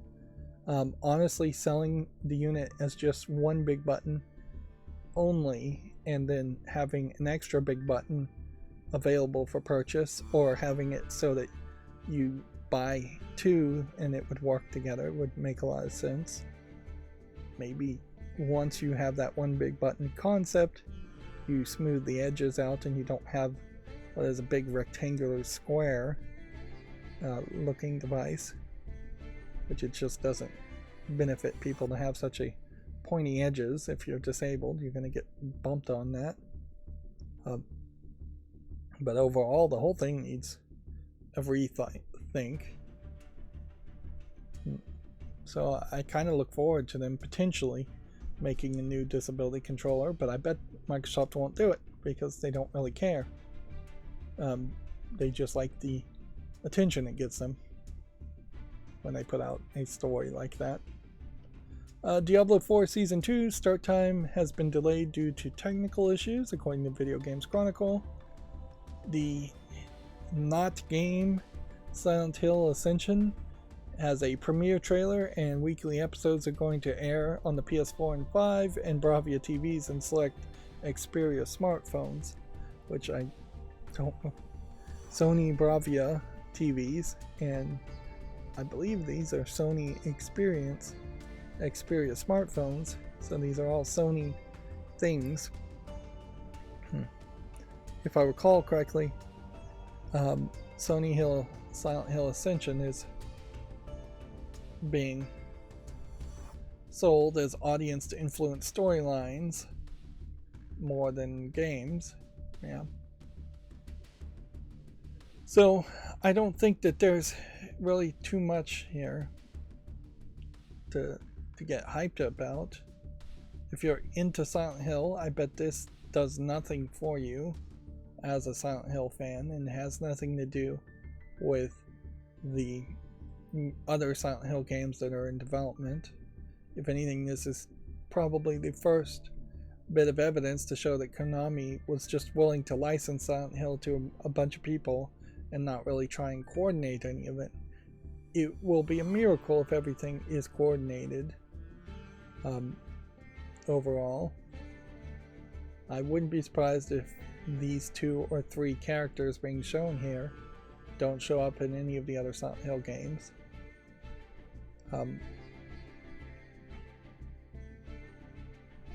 And I wouldn't be surprised if this is just Silent Hill in name only. I hope that the idea of interactive TV series or videos does not really pay off, because then we'll start to see Sony dumping more and more money into interactive TV series instead of making video games, which are already making too few video games already. And I definitely don't want to see half of all video games start to become choose your own adventure visual novels with just a lot of polish on them.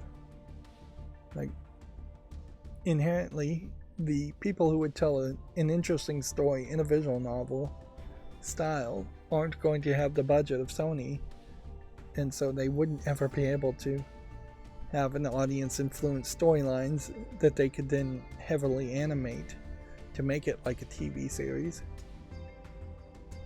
And we definitely have seen this tried before, and it never worked before, and I don't imagine it would work any better now.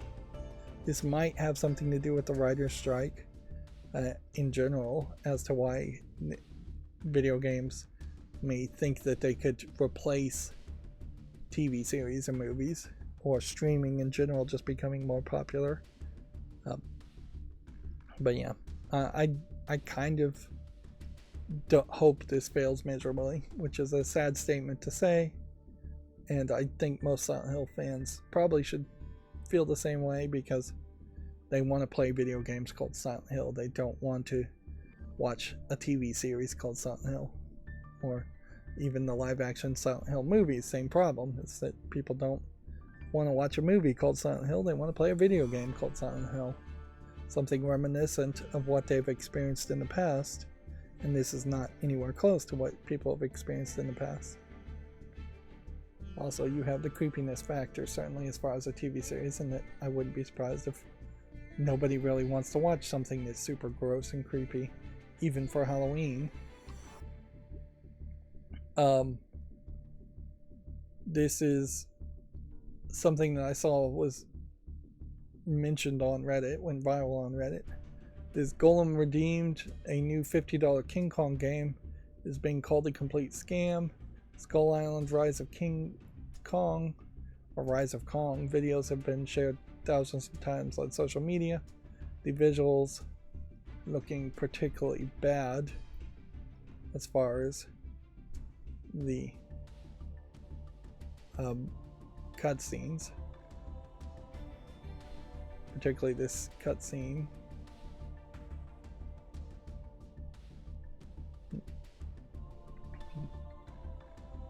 So, yeah.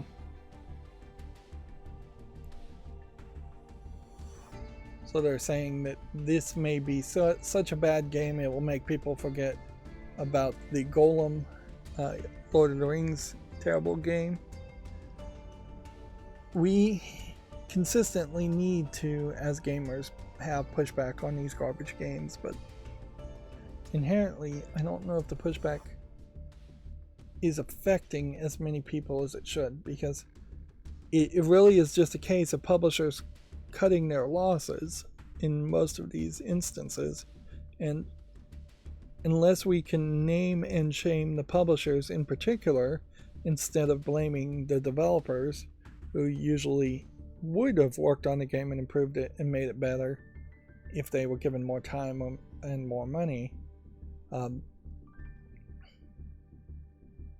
like, we're going to constantly have this situation.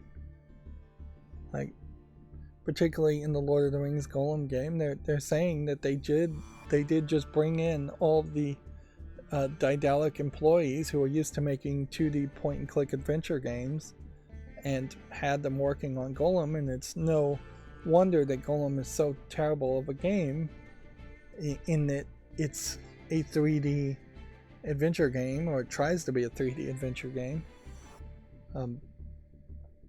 And even from the first announcement, it was pretty obvious that Daedalic was a very weird company to be making a Golem 3D game.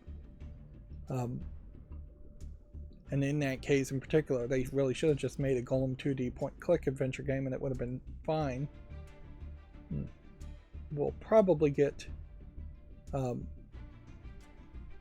more of an insight around this King Kong game, although I wouldn't be surprised if you have a lot of streamers buying the King Kong game and playing it just for the meme, and then it still has enough success that we continue to see terrible games like this. Now, in all fairness, we don't see awful games, graphics like this very often. Like, we're talking about 2 games this entire year that have had terrible graphics that have come out for $50. And $50 is still too expensive for most video games. But the new standard that they're trying to push is for video games to be $70. So they're A, pushing the idea that you should pay $70 for good looking video games, and B, through bad games like this, the idea is getting pushed that even terrible games should be $50, which is way too high. Video Games Chronicle also says that Nintendo is offering prizes if you spot the London's Mario themed buses. Buses based on Mario, Luigi, Peach, and Toad and Yoshi are currently roaming the city.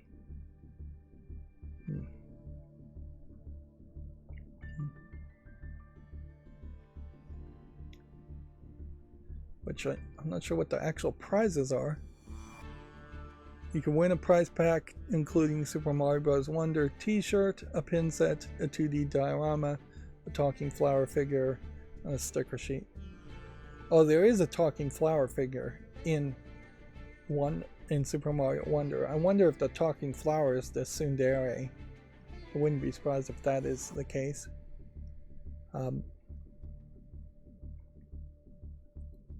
Then this add-on. I was thinking of using that add-on, but I'm not sure I actually need to install yet another Firefox extension.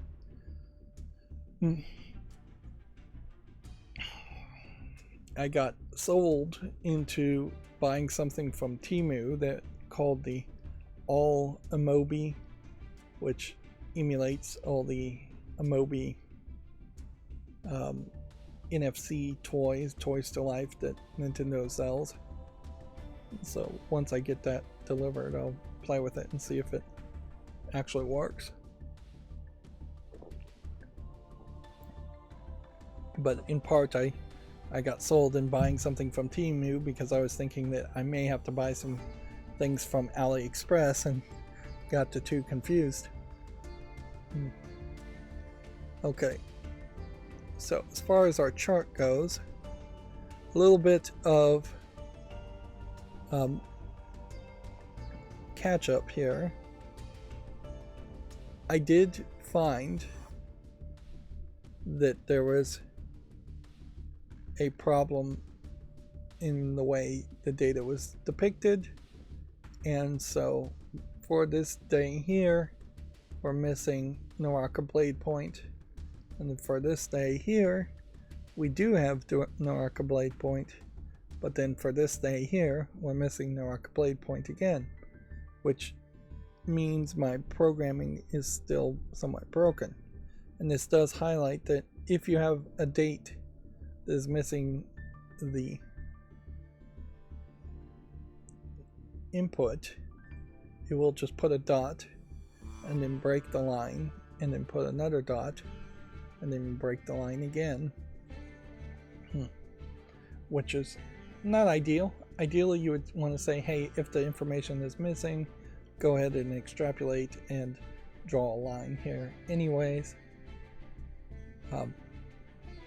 So trusting my macro, which I probably shouldn't, it seems to me like we haven't seen too much of a change. Dota 2 maybe is very, very slowly going down in the numbers. 628,000 from a peak of when we started to take in data at 692,000 peak players. PUBG going up a little, and what's the other one? Apex Legends going up a lot.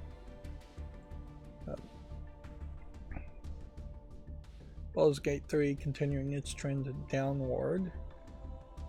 GTA kind of leveling off. Team Fortress 2 continuing a trend downward. And then games like Rust and GTA 5 and Team Fortress 2 all falling below 100,000, which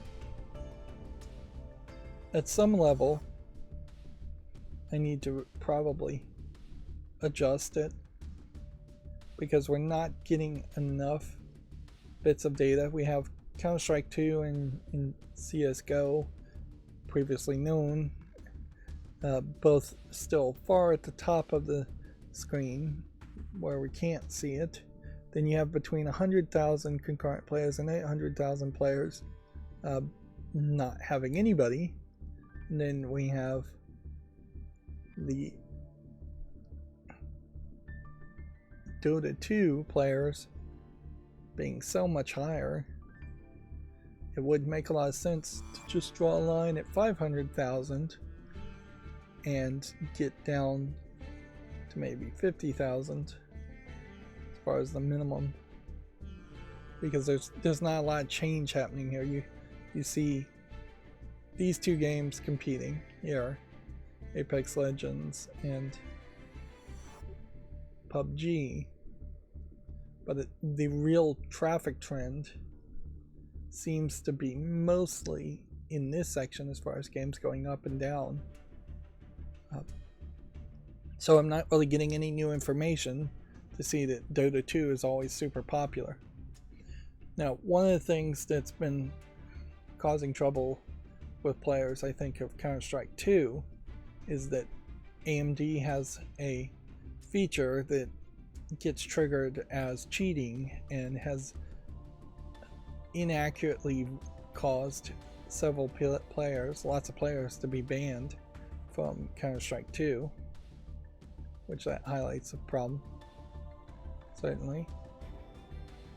And it does look like the days are just going to continuously squish for maybe a week or more on this chart. Unfortunately, I put all that effort into making that chart to see who's playing what, and at the moment it is not really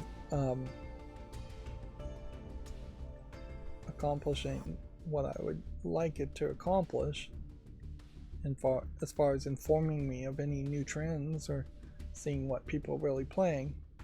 Noticeably, Liza P did not show up on that chart anywhere, and if anything, I probably need a different way of depicting trends. It would be more interesting to see the difference. I don't know how you'd specifically calculate that, but the difference between like one week and the other and the next would be helpful.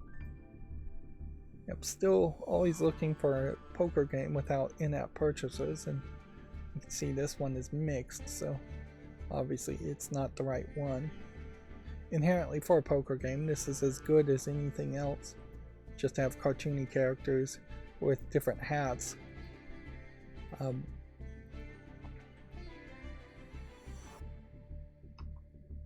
See, let's go through the Video Games Chronicle articles. October's PlayStation Plus game catalog and classic titles are now available. It includes Gotham Knights, Alien Isolation, Dead Island, Tekken 6, and Ape Escape Academy. Now, Dead Island there, the question would be, is this Dead Island Definitive Edition or the original Dead Island? It's the Definitive Edition. Several other games not mentioned in the headline there are listed if you're interested. Analysts expect Sony to react to the Activision deal with a major acquisition of its own. They basically have been saying that as soon as Microsoft first announced its intent to acquire Activision Blizzard. So that there's no real news in that, other than, yeah, big game companies, console makers in particular, have been trying to acquire companies. Inherently, I don't know if it helps Sony that much if they acquire companies, because they have to have an actual desire to make games, and I just don't know if Sony has that big of a desire to make games. They could get some cheap game companies from Embracer Group, certainly, but I don't know if that changes much.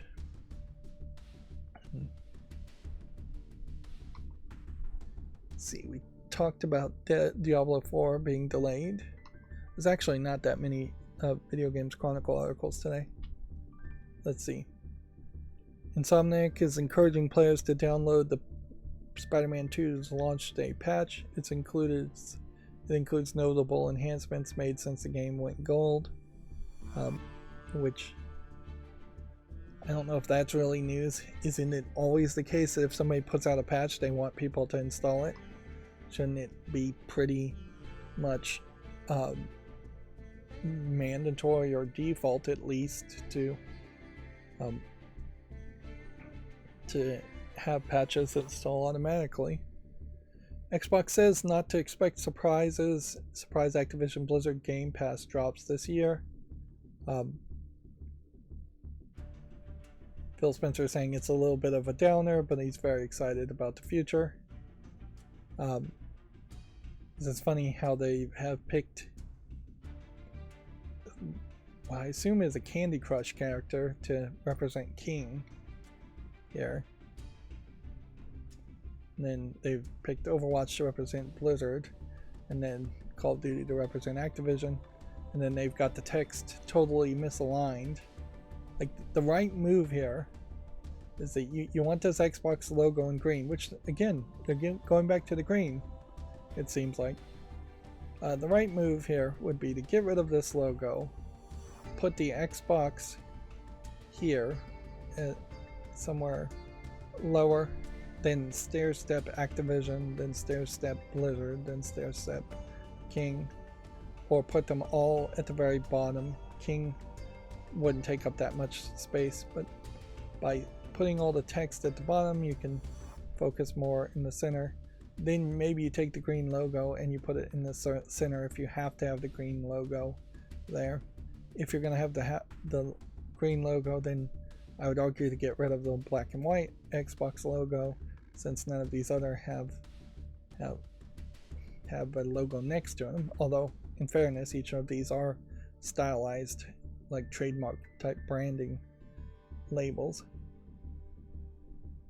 But what you don't do is add a plus sign as if it is this plus that, even though it is that case, and you don't put it in the middle of the screen. It's just a bad design. You could certainly give yourself a little bit more room with the pictures and have all the text at the top, although that would put a lot of room for King and very little room for Xbox. But yeah.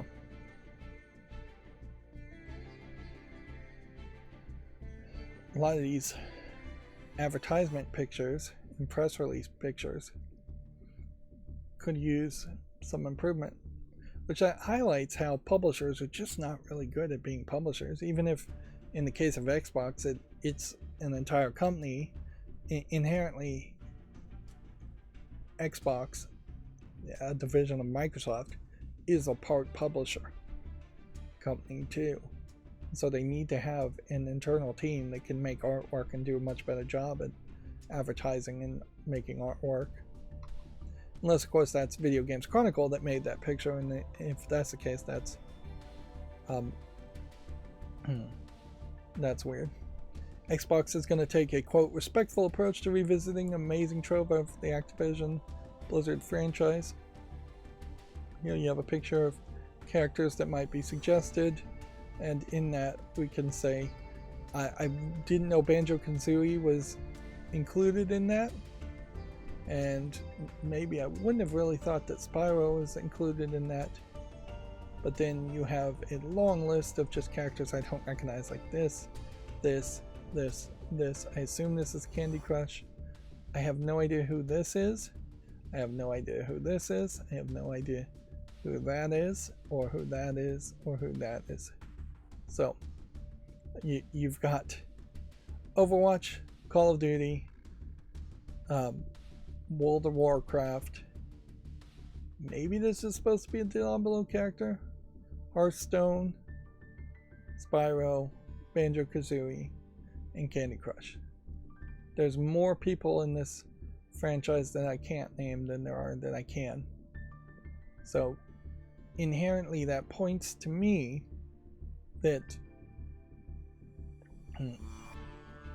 they are going to, if they bring back something that's not that recognizable, they're going to have to spend a lot of extra effort to introduce a new generation and a new audience and the old generation to the game.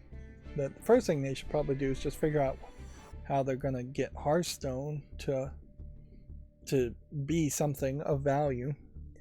A Hearthstone 2 relaunch might convince me to move over back to Hearthstone, particularly if all of a sudden Hearthstone is on cell phones, and so it has a whole new player base because of that, and it is on Xbox consoles because it's got that, and it's not inherently built into the Battle.net launcher, so you could perhaps have it on Steam too. Like, get it on those new platforms and then relaunch it and refresh it. Yeah, that would be the first one to focus on in my mind, because that's probably the easier one. Whereas the next step would be to make Overwatch and Diablo things that people would want to play on other kinds of consoles and mobile, which that's going to take some more work. Now, notably also, it's worth pointing out that in this picture that Video Games Chronicle has chosen, there's actually a lot of old games that need reboots or at least remasters, in my opinion. Like, bring back the original Warcraft and StarCraft, which notably no StarCraft character here at all. Bring back Diablo 1 and Diablo 2 and make them better playable, or remaster them. Revisit the hits at the very least of the old days. And Activision has a super long list of games, but a lot of them I imagine aren't relevant these days to go through. I wouldn't be surprised if it takes them years to just go through the entire catalog and pick and choose what games they can budget and they can afford and they have a team to work on. I already talked about Hogwarts Legacy and F-Zero 99 and the no more exclusive skins or timed content.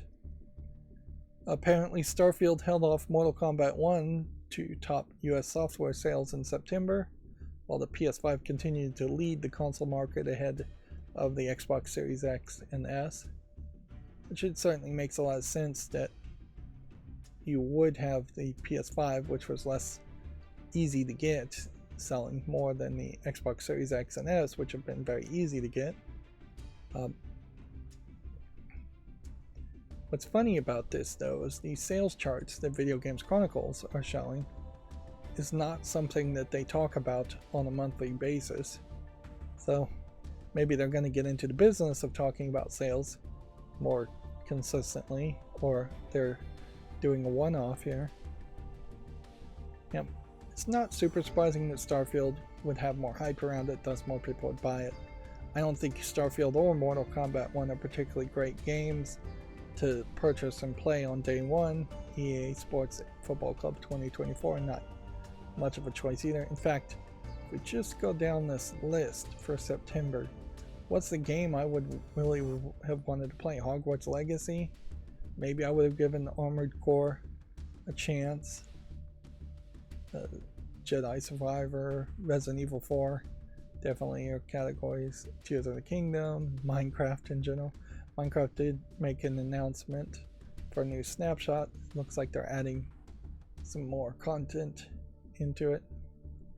So this next update for Minecraft looks like it's going to be somewhat big. But yeah, not a huge amount of new games there that catch my attention.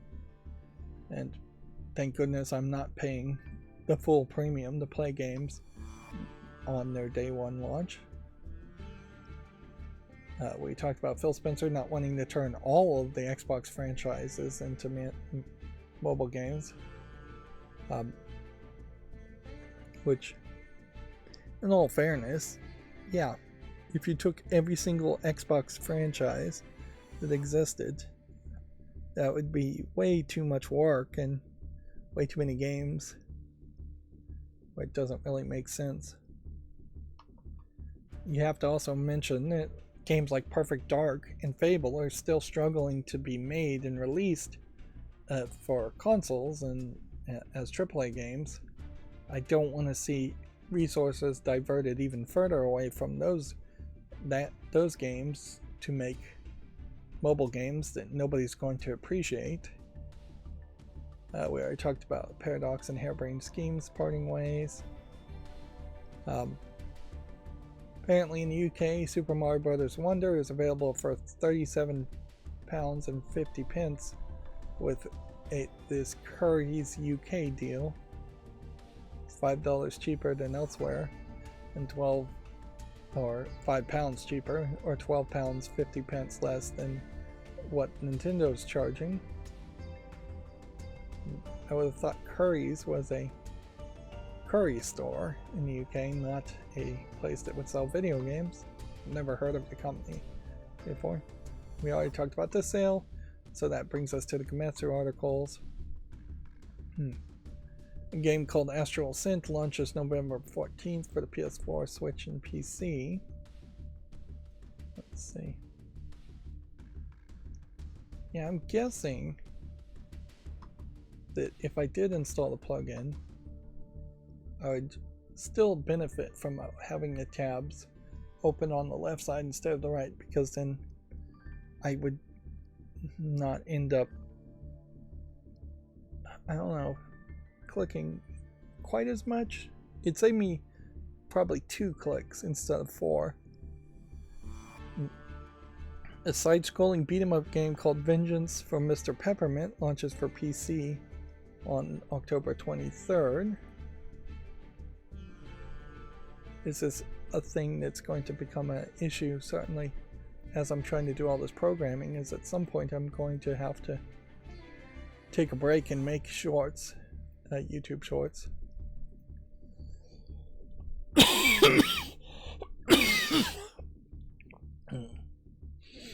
A game called Second Extinction is going to be delisted and servers are going to go offline in 2024.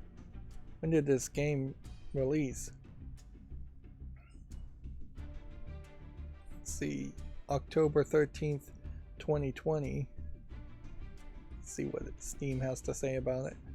It's overwhelmingly negative in the last 30 days and mixed reviewed overall. Which is a shame because visually it kind of looks cool, hunting dinosaurs. It must just play terribly, and it has just been in early access. Its all-time peak was 2,000. Its peak today was 19 players. Nobody's playing it, and I bet it's a game that heavily focuses on multiplayer things. It's kind of funny that Borderlands doesn't have, or Gearbox doesn't have, a game like this. You could certainly take the exact same tech from Borderlands and turn it into dinosaurs or monsters, and then you don't have to use the Borderlands characters or the license from 2K, and you could have a first-person shooter, third-person shooter game shooting dinosaurs instead of psychos. We talked about Liza P selling 1 million. Let's see how well it's being received on Steam. 89% positive. An all-time peak of 19,000 with a peak of today of being 5,000. Persona 3 Reload has a Junpei Iori trailer if you want to check that out on Gamatsu. Sonic Superstars has a launch trailer and screenshots if you want to check that out. A game called Anomaly Collapse has a global playtest available now. Let's see, it's a Steam game. Honestly, it looks to me like it would be closer to a mobile game. Looks like it's a strategy tactic character collector. It might be a gacha game, but it doesn't say any in-app purchases.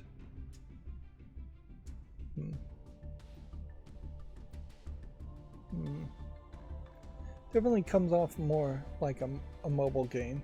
You can see all kinds of different currencies up here, which again makes it questionable as to why it wouldn't say in-app purchases.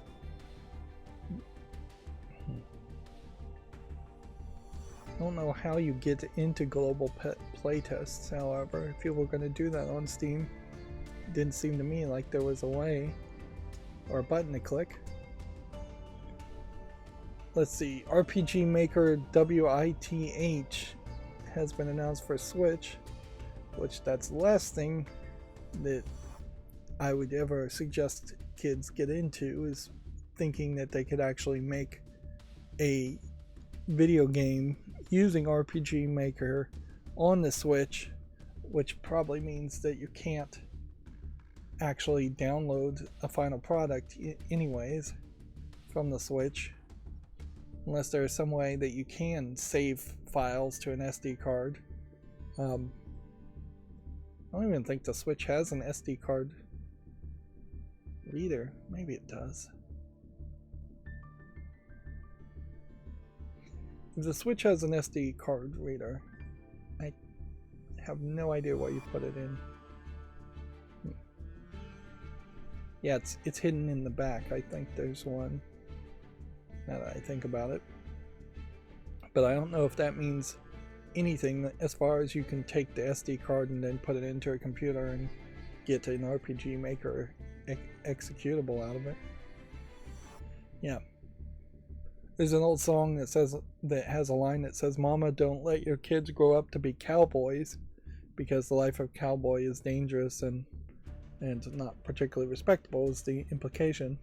I would alter that line to say, "Mama, don't let your kids learn to program with RPG Maker. It's just not good programming. You're much better off having them learn game programming in Python, which is still going to be fairly useless, or learn even game programming with Scratch, which is very useless, but at least that's going in the right directions." But the right way to go is to go either with the Godot engine or even learning Unity. There are going to be books that exist for decades highlighting how to program games in Unity, and there will be schools that will teach people to use Unity for decades, even though it's not popular in popularity anymore. But yep, standard Python programming to start with, or C++ programming, C# programming is the real language to learn. If you want to get really difficult and really ambitious, Rust programming, but don't have middleware like RPG Maker. On the other hand, if kids want it, you as a parent usually don't have much of a choice then, and small victories at the beginning might inspire for more growth. Although I definitely saw a lot of people who get turned into what we used to call script kiddies, just because they think they're really good at programming when they're not really doing much programming at all. And that is just a bad path to go down, is to gain this overconfidence or this inflated ego of yourself that you're actually good at doing something when you have not even begun to learn the right way to do things. And that probably leads to a lot of the low quality asset flip garbage games, or at least maybe not the asset flip games as much as the garbage games that we see on Steam and Steam Direct, is that there are people who are living in this reality distortion field. They have a bunch of friends that support them too much, or they're just not receiving any criticism or comparison to other games, and they think what they're doing is good enough to be on Steam when it really shouldn't be.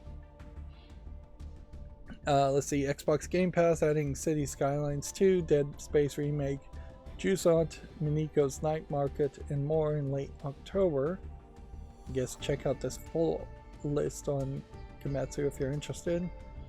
Lord of the Rings Return to Moria has an opening cinematic if you want to look at that, although the opening cinematic's not really going to help you much.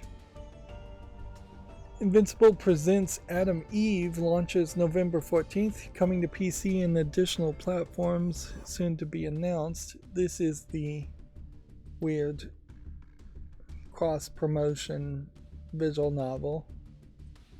They put out a trailer for Invincible Season 2, which that's what this was promoting.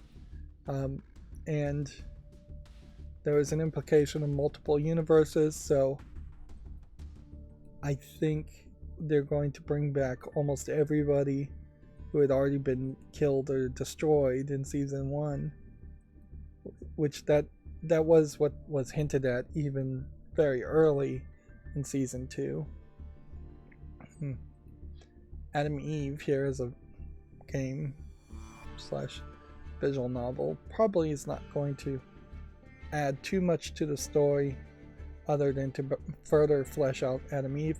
They already made a special Adam Eve mini movie, short movie about her, as the girlfriend to Invincible.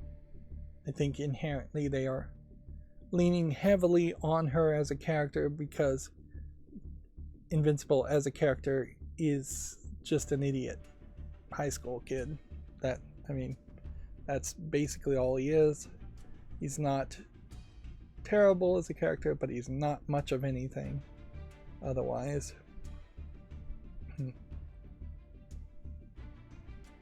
But them going, Amazon in particular, going heavy in on Invincible really highlights how the vast majority of their success has been playing on the Boys style of content. You have the live action The Boys doing very well, and then you have Gen V as a spin-off of The Boys to continue to push that idea, and you have the animated Invincible to push the same hyper-violent superhero style content. And frankly, it's getting a little saturated. It's a little too much, but I can't blame them for making more of that kind of content, since that's the only thing that has really worked for them, per se. I would say Citadel is actually very good, but they're not really promoting Citadel as much. But certainly the Lord of the Rings show that Amazon did not do well. The Wheel of Time show they did not do well. That leads to a hint that fantasy doesn't work that well anymore. They have gotten very far, though, from something like The Man in the High Castle, which was more high-minded, big-budget storylines. Yeah, they're directionless, and they don't have any ideas, and they don't have anybody pitching them great ideas. Moving on. Apparently a game called Mortal Kombat Onslaught is now available. It's a fight in a strategy-based RPG combat game. Interesting for iOS and Google. Let's see what this looks like.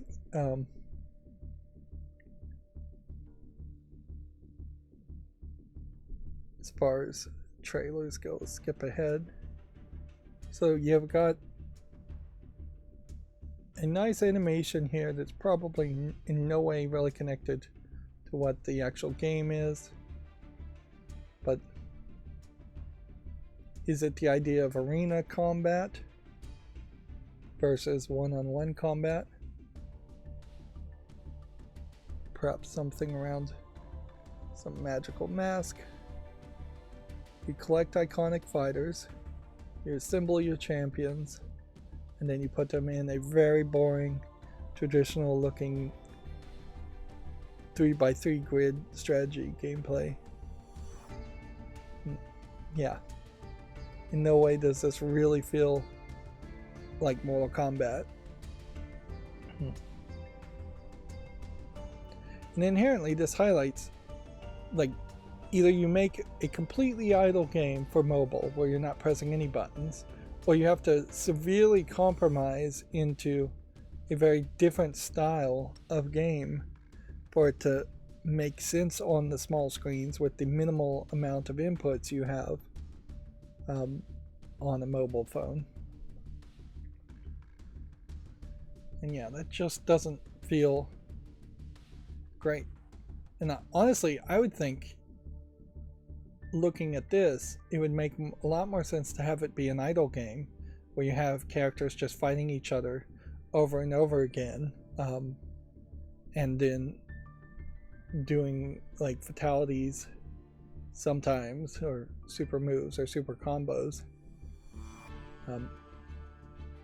Make it more of a character collector, which I think this is probably a pretty big character collector anyways, but just make it an idle gacha game where you have to improve their stats with better equipment and leveling up the characters, but you actually don't press the buttons during the fighting sequences, and you just sit there and watch them do one-on-one combat, fighting each other, doing damage to each character, but each character having just like massive amounts of life. So it's like a 2-minute fight where you're doing millions and millions of damage eventually against a character.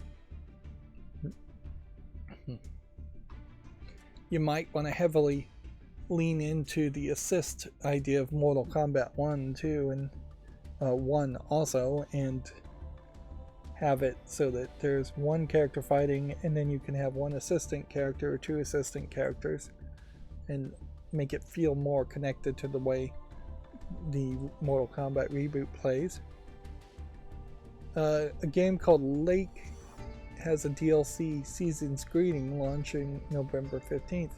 Now weirdly, I don't recognize this game Lake at all.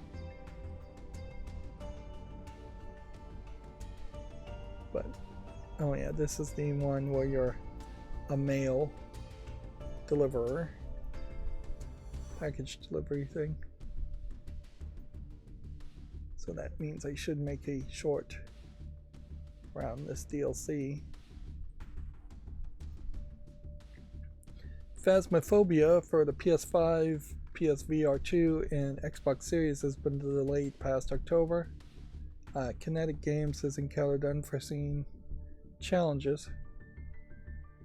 There's a game called Phantasmagoria, and then there's Phasmophobia, and one of these games, or games similar to this, had this weird thing where they were kicking people off their platform based on what was being said on the Discord, people they didn't like, something like that. I think it was Phasmophobia. That being said, seems to me like this game is overwhelmingly positive, so maybe I'm thinking of a different game.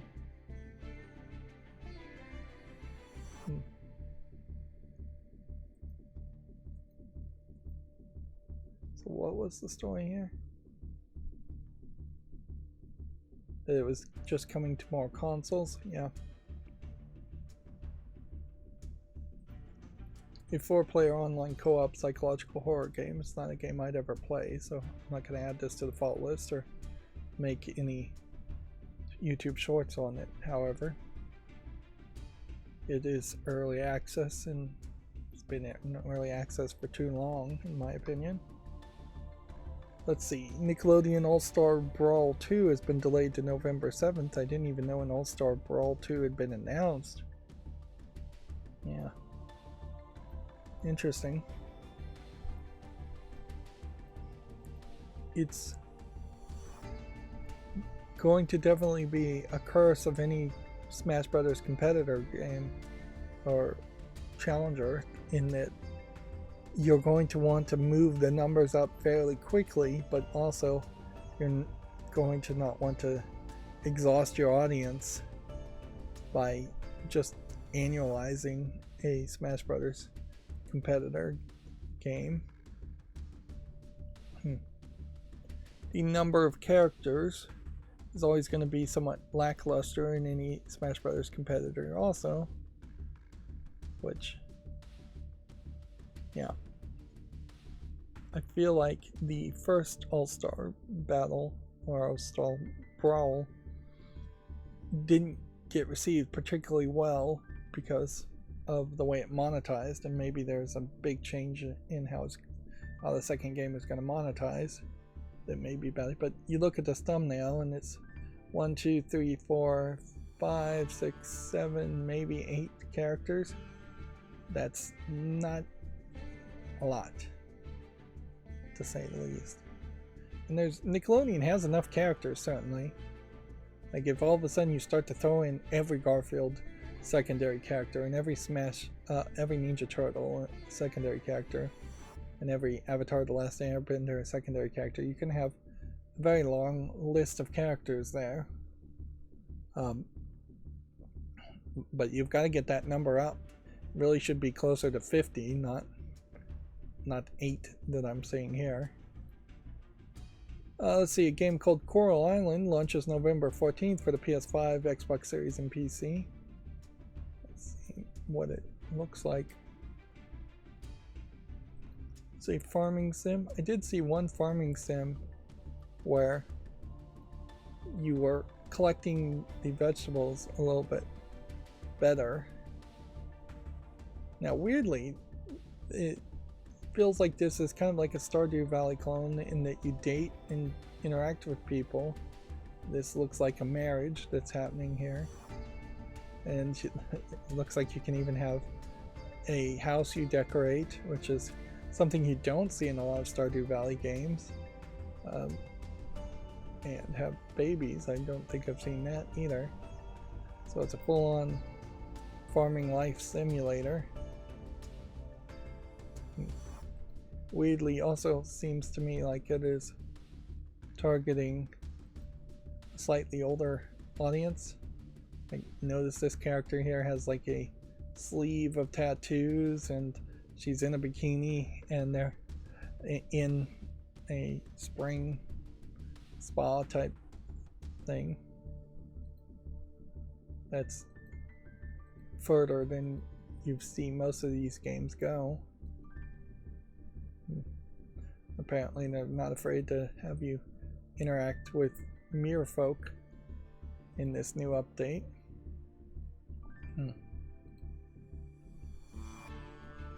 Well, that's an interesting spin.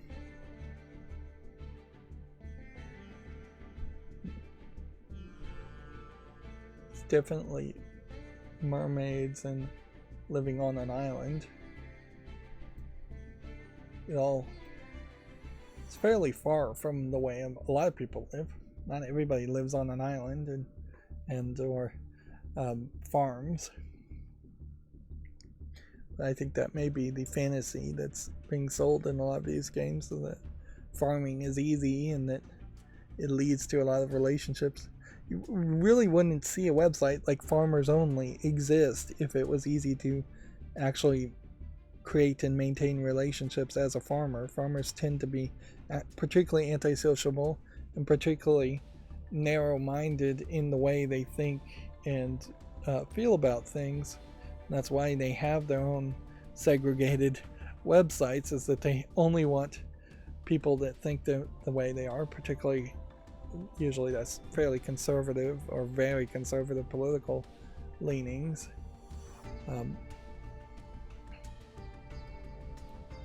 Let's see, moving on. Kill It With Fire VR for PSVR 2 launches November 7th. Which, okay. An open world survival horror game called Project Mist has been announced for PC. Big alien flying in the air. Looks like a bunch of really large aliens. On one hand, this might be something. On the other hand, it looks a little rough in the visuals. It is really unfair that there's just a very, very little tolerance in my mind for something that even looks one generation behind in the visuals. Like, if this game had come out in 2000, I would have considered that perfectly acceptable visuals. And we're just already to the point where everything feels the need to, in my mind, to be hyper realistic. I'm gonna have to move from using the phrase hyper realistic to ultra realistic pretty soon. Just find a new level. I already talked about Harebrained Schemes and Paradox Interactive. Parting ways. Paradox Interactive, now that I see their logo, has been around for a while. I definitely recognize their logo as a publisher. WarioWare Move It has an overview trailer if you want to check that out on Gamatsu. Custom Mech Wars second trailer is available. A Dark Pictures Switchback VR free DLC Horde mode is now available. Looks like I don't recognize something called the Dark Pictures. I would think this is part of the Dark Pictures anthology, but weirdly the Dark Pictures anthology is not a dual gun shooting game. And you have these weird, I would assume these are monsters or mannequins attacking you, and you're on a rail. You can see that.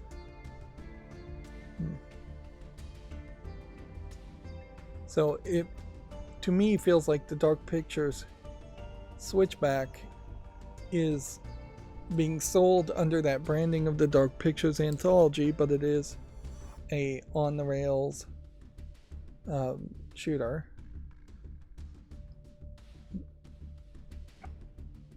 Now, I have said I've wanted to see more on rail shooters, and this is exactly kind of what I would like to see in a dual gun, light gun type shooter game, except for the fact that it is exclusively a PlayStation VR game. And this is a great example of where Sony is putting their money too, is that they are more interested in trying to push every single person that they can convince to buying a PlayStation VR or VR2 again than they are funding the development of basically this exact same game and having it be playable on the PlayStation 5 in general. And so, yeah, if they acquire the company, they almost certainly would push the companies they acquired to make more VR stuff. They think VR, or at least they're pushing the idea that VR is the future, or when VR is just too expensive and has other problems that people will just never adapt to it. PlayStation Japan has a Sense of Play lineup video, and if anything, this might be a great example of where PlayStation Japan is thinking differently than Sony PlayStation of California. So they're highlighting Final Fantasy, and then they're having this guy fall through different worlds. Tekken 8. Fate game, a Bomberman game. Yeah, it's really not a good connecting narrative to have this guy falling through worlds and then showing off completely different types of games. It's kind of unnecessary.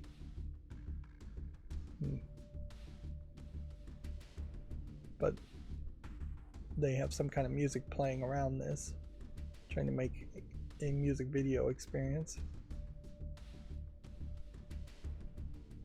But yeah, noticeably here you can see a lot of games being promoted by Sony of Japan. A lot of them also Japanese games that Sony of California has very little interest in. With Jim Ryan retiring, I wouldn't be surprised if this is what we can expect more of, is a heavier emphasis on games. Notice that they're still promoting the PlayStation 4 in Sony of Japan too.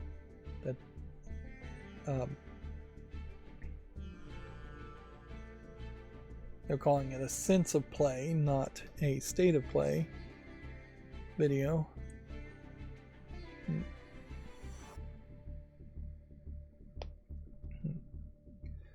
Notice that they're actually mentioning the stage name of the director of the video, making that, and mentioning the stage name of the musician in the video, which, yeah,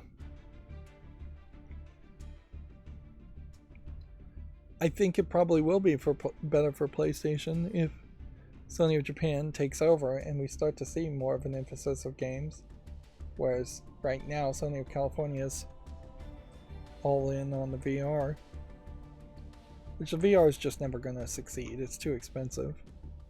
If anything, the VR is only slightly succeeding in justifying the PlayStation 5's high cost, which it's too expensive also. Let's see, Komatsu has the Famitsu review scores for issue 1820, giving EA Sports FC 24, 31 out of 40, Get Me Out Please, a 25 out of 40, that's pretty low. Lost Illidan's 32 out of 40, Marvel Spider-Man 2 getting a very high score of 38 out of 40, Super Mario Bros. Wonder getting 36 out of 40, which is not as high as Spider-Man 2, so that would be your pick this week. And then Yumirio Yoram getting 28 out of 40. I haven't even heard of that one or that one.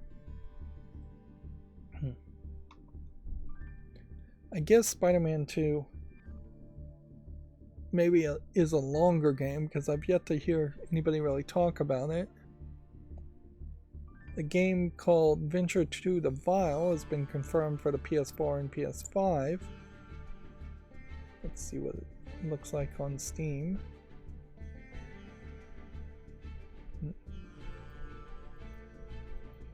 Yep, this is a Metroidvania style game. Screenshots aren't really doing it a great service. Metal Bringer has added a PS5 version to its lineup. Most of these games already announced for Steam. A kinetic novel called Lunaria Virtualized Moonchild is coming to the Switch in 2024 in Japan. This is interesting because kinetic novels, visual novels, are ones that don't have any choices. It's literally just reading a novel with some slight visuals and audio, perhaps. You could even have some gameplay, but if the gameplay doesn't affect the outcome of the novel, it's still kinetic. It's just moving linearly. I don't feel like I've seen a kinetic novel being announced in the last 6 months or so. That they're exceedingly rare, and they really shouldn't exist at all. There really isn't just a great argument for it, other than maybe you have some skill animating and you want to show that off. Maybe by making it an App Store mobile game, maybe it makes a little bit more sense that way, but yeah, I don't know. I don't know what you can do. Inherently, I guess it is an assumption that you can't afford voice acting, because if you could do voice acting and you could fully animate it, you would just make it be a motion comic or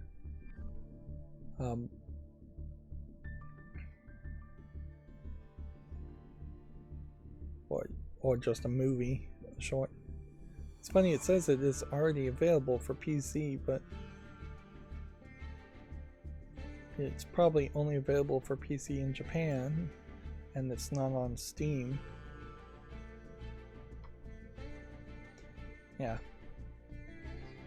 A sci-fi fantasy action RPG called Babylon X has been announced for consoles and PC, which Babylon X is perhaps a generic name. Visuals here look somewhat interesting, but I'm not 100% sure on it. And it says PC, but no real platforms. Unspecified consoles and PC.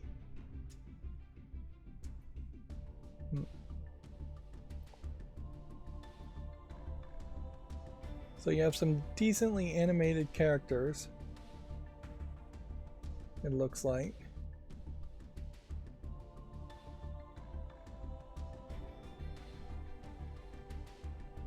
You know what this kind of has a feel to, is it feels like a little bit like the Two Human game in its style, but the actual game looks like it might be a fairly rough, just adventure platforming experience. Yeah, the visuals don't look amazing here, and I wonder if this is a game that's just going to be too ambitious for its own good, and that the visuals here are going to promise a lot more than what they can deliver on. This trailer is showing a lot of what I assume are cutscenes. to the point where I wouldn't be surprised if it's showing almost all the cutscenes. Let's see, this is from what publisher or what developer? Let's see. Mighty Boy Studio founded by veterans of Flying Wild Hug, Cyber, I can't pronounce any of this. Veterans from these different companies here, and it's based in Armenia. Interesting location.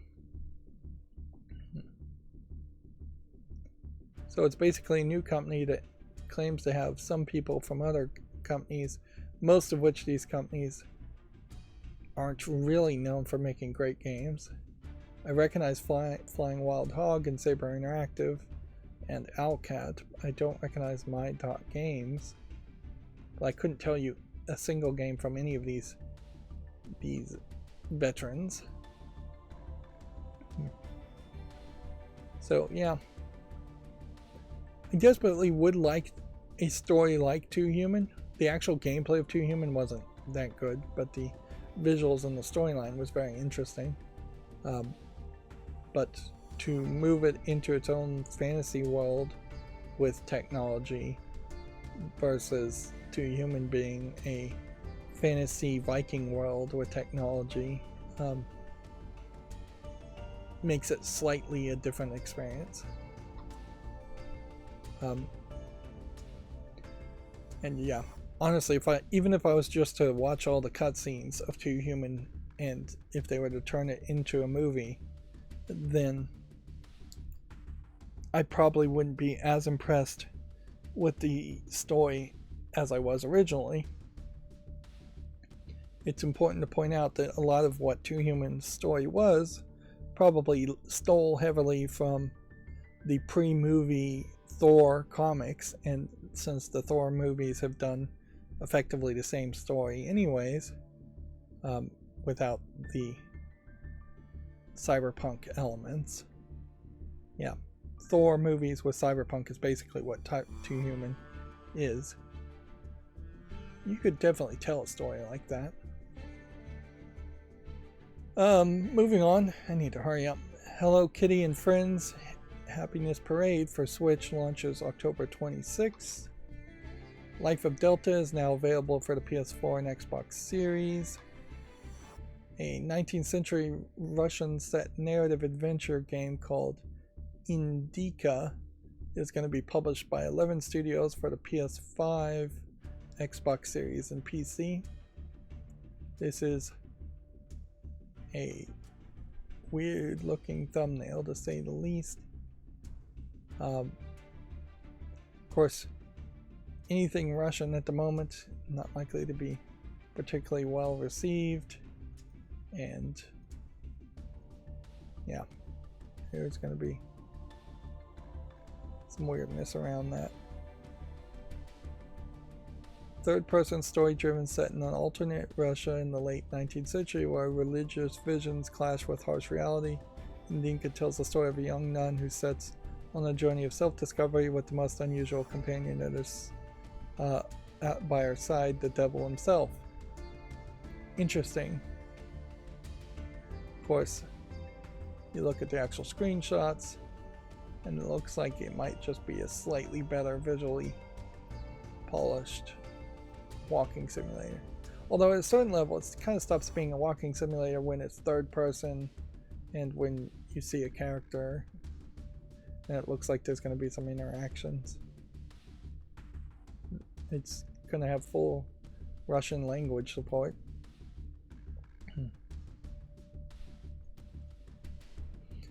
Now, certainly though, at the moment, this looks way more polished than any other low-effort Russian game, so I can't just dismiss it immediately as being that. And noticeably, there's never really been a game that's caught people's attention where it is telling the tale of a nun, or of even a Russian character per se, as set in that time frame. So it is at least new ground to tread, for anything else. Persona 5 Tacticia details its quest, replay, and New Game Plus, showing off more things about the game that I'm already pretty much uninterested in. A game called Idol Mahjong Final Romance 4 Remaster launches October 26th in Japan. I wouldn't be surprised if this remaster doesn't come to the West. And I suspect, looking at these visuals, that this may have been a game that was released a long time ago. Yeah, it's a remastered version of a 1998 arcade mahjong game. So, yeah. 1998 for this art style. It probably did not look like that originally. This doesn't feel like 1998 animation. And then Touch Detective 3 plus the complete case files is coming to the West in Q1 of 2024, which I'd assume this is a bundling of a 1 and 2 game that was labeled as the complete case files, and then they added even more content. I assume Touch Detective is a point and click game of some sort. Although I really don't recognize it.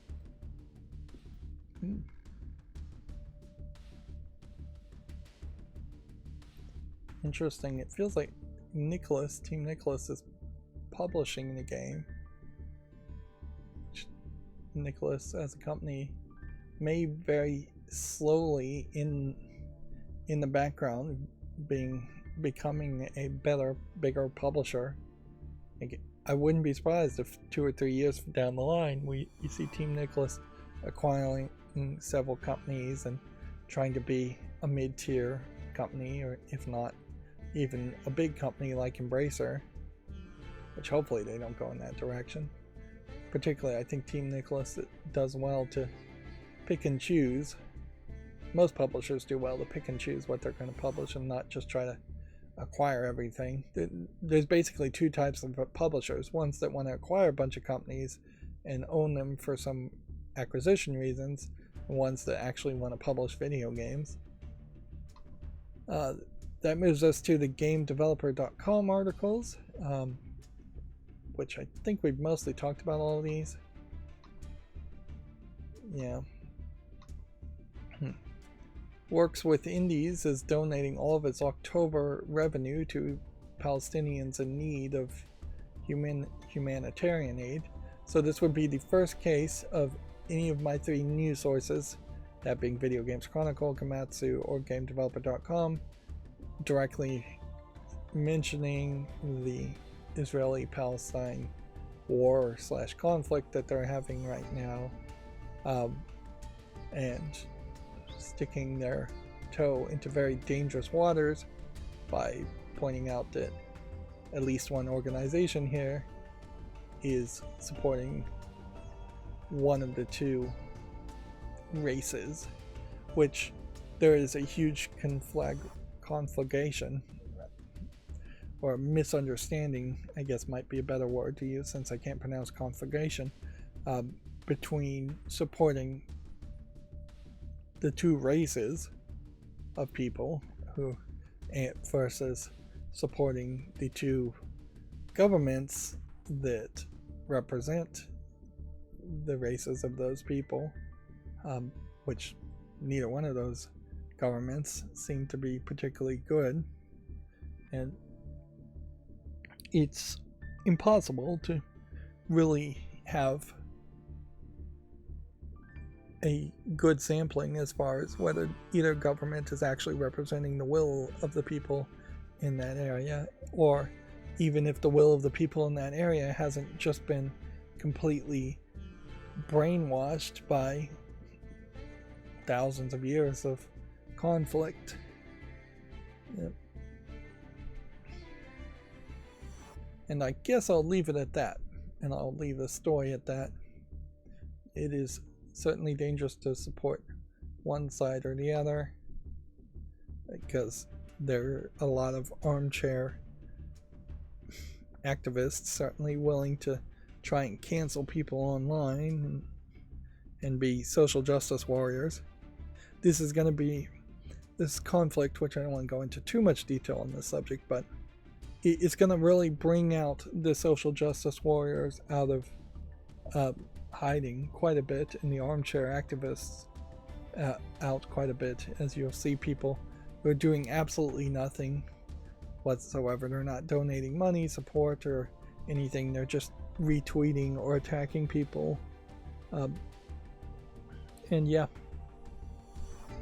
the put up or shut up phrase needs to be used a lot more, frankly. Is if you aren't donating money, if you aren't in some way supporting, then you should be shutting up. If you are going to put up and you're going to actually do something helpful, then yes, I can respect your opinion on one side or the other of the issue. But yeah, I'm not going to respect anybody who's just going to retweet or try and cancel people. Let's see. We already talked about Phil Spencer being all in on revisiting dormant Activision Blizzard franchises. We already talked about Zen Studios. We already talked about Alan Tyner departing the site. At a certain level, I don't know how much game FAQs even needs an editorial guy or anybody running it. It's almost likely, it's heavily likely a site that could just be run by itself, by a minimal support team. Yeah. And then we already talked about Super Mario Bros. Wonder almost having a commentary track. And in the Steam fall list, well, I did program the macro to hit just reload over and over again on this. Inherently, it doesn't work. When the fall list is broken like this and nothing loads up, which is really just a Steam problem as far as I can tell, hitting reload won't reload it. So I have no way of making sure the fall list is always open, so whatever. That just means we move on to all the new games on Steam and let's try and burn through them fairly quickly. Yeah, we're not really in a good position today where I feel like I'm even going to get any work done after today. Here we have what looks like a Korean visual novel using full motion video, although weirdly seems like it's one kind of ugly Korean guy, kind of fat Korean guy. You don't see a lot of fat Koreans. And then your standard very beautiful, possibly 16, 17-year-old models, Korean model ladies. Of course, they may also be 35 years old. It's English and Chinese though, so I guess I was wrong on the Chinese part. On the Korean part. Now, at a certain level, this is where I think Chinese game developers might have some success. They're claiming it has partial nudity and sexual content and alcohol use, but noticeably, even for full motion video and for a Chinese audio game, it's not in the adult section, which is weird.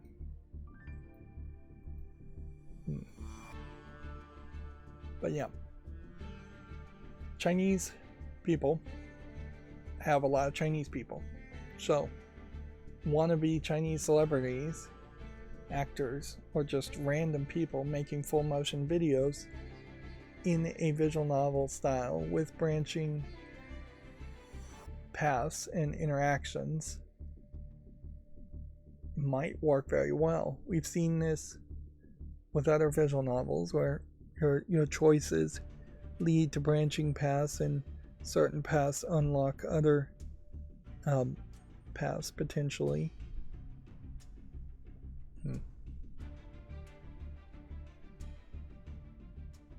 So yeah, there's something there around that. And for this, since all the screenshots are YouTube family friendly, I'll make a YouTube short around this and see if this real people get a lot more views. I wouldn't be surprised if the YouTube short on this game, which is a no-name game nobody's heard of and nobody is likely to be that interested in because it's a visual novel, I wouldn't be surprised if it gets a ton more click-throughs, a ton more views, just because it's a live-action person. Which inherently I could cheat my channel, and most people could cheat their YouTube channel just by having a stock image of some beautiful lady and having her show up on every single thumbnail on YouTube. Although the YouTube algorithm might actually be wise against that and actually hurt you if you did that. Inherently, I have heard that the YouTube thumbnail algorithm does not like when legs are showing or too much cleavage is showing. And I wouldn't be surprised if the algorithm really can figure out if you're showing a picture of a stock image of a lady on the thumbnail versus you're showing yourself, if you happen to be a beautiful looking person. I think Last Hopeless we can say no to.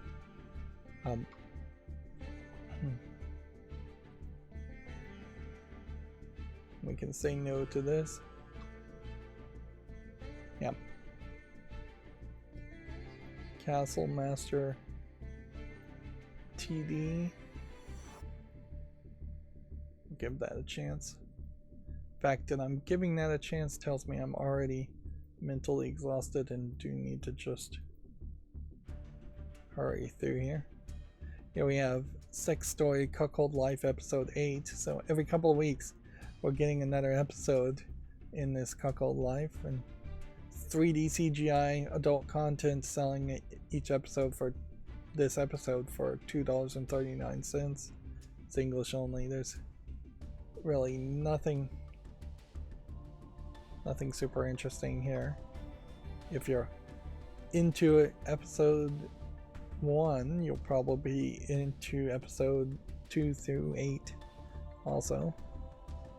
ATV Off-Road Simulator has a major problem here in that it's showing the ATVs from a weird third-person camera perspective instead of being behind him, so you could actually drive it anywhere, which makes me assume that there really isn't much of an off-road driving experience in this. Leaf Blower Man, this game blows. I don't like the animation, the low polygon style here, but the concept isn't terrible. Of course, it would only be fun for a brief amount of time, and you'd have to be able to run around very fast if you're just blowing leaves. Now, honestly, having leaves all over the place probably would use a decent amount of CPU processing power too. It is really, though, also a mini game that would make sense in some other game where you would earn some money blowing leaves, not as its own standalone game.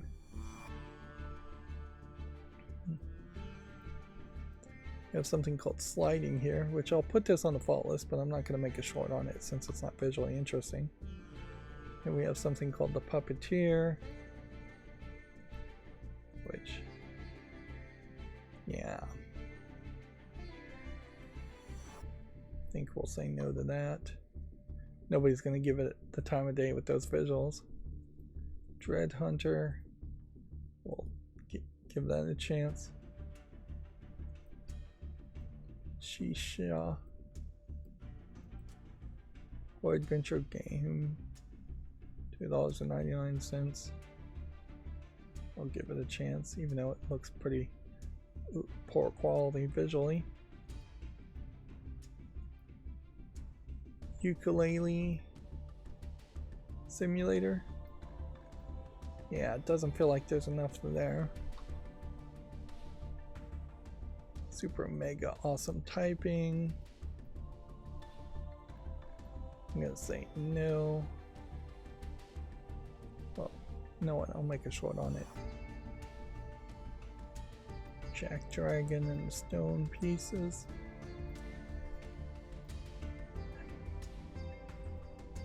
Yeah, I'm being way too generous today. Dead past 8. But whatever. I'm just gonna have to admit to myself I'm already mentally drained, so I'm gonna do half as good of a job today as far as curating the games that I should be saying yes to, and then make a bunch of YouTube shorts on games that really don't deserve it.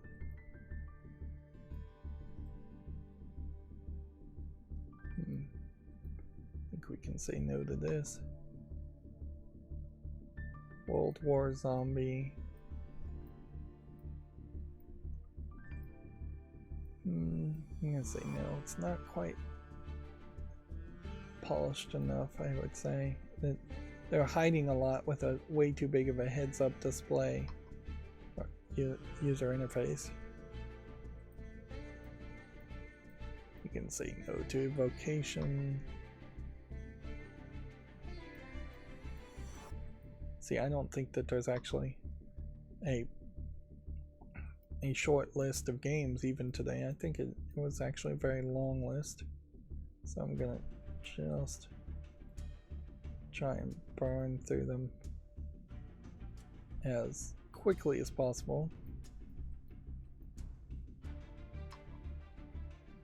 Now inherently, I guess I have to admit that looking at these games quickly like this is not very good criticism.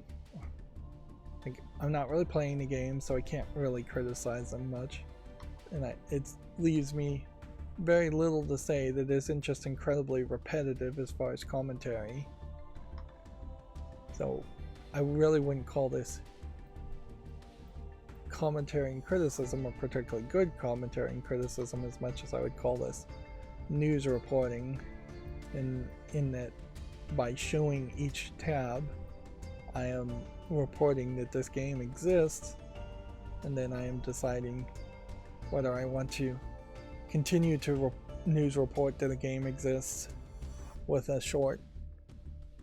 Here we have what looks like an RPG Maker adult game called Harem in Another World, although notably there's a lot of hand-drawn 2D animation happening here, where somebody actually has taken the time to add their own custom art in the full screen images, which really just highlights how terrible the RPG Maker pixel characters are.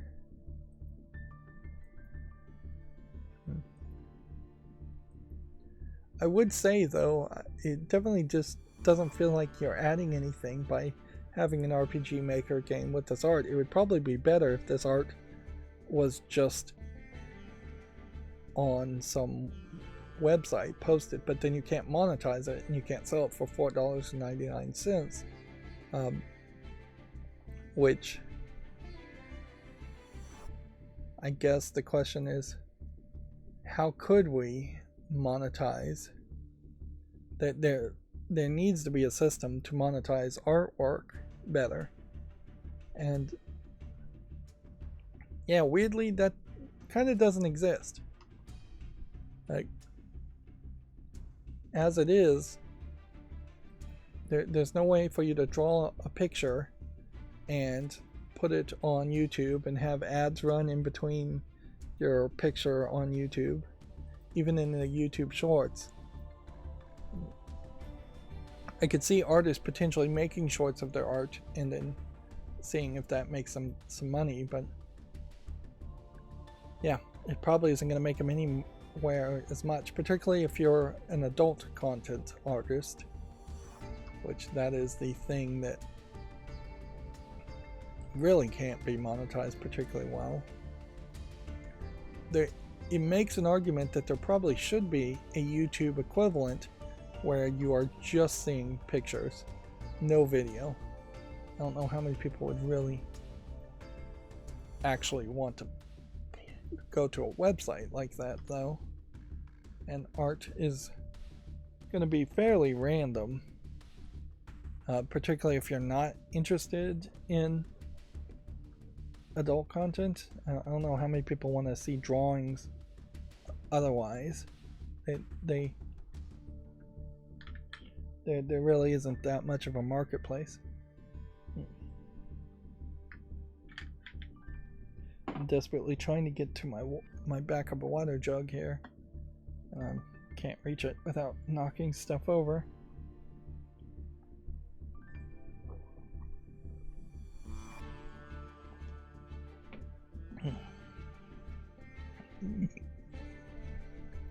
Well, obviously I'm not gonna do anything with chaos, cube chaos.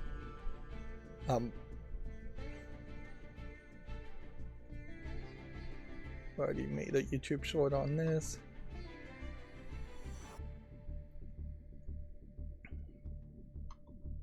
Yeah, the closest thing I've ever been able to do is just have subreddits that are dedicated, find subreddits that are dedicated to certain styles of art, and you can follow those on an RSS feed reader. And that's about the closest thing. This looks polished enough to give a chance to. I would say no to this. Protocol Children of War. I'd say no to.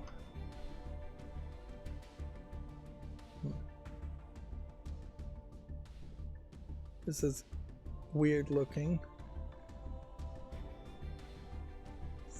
Some kind of VR music presentation.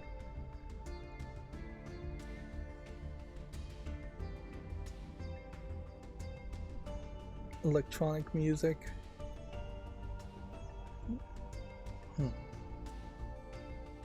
This is kind of what they expect in the future. What is that game, that story, that movie, not Ender's Game, the other one where it's all in VR and it's just a bunch of nostalgia for old things.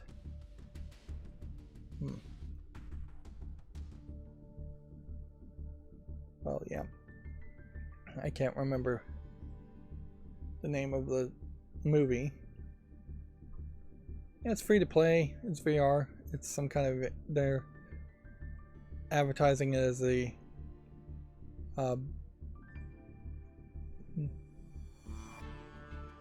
some kind of VR thing. On the other hand, it feels like it could easily just be nothing.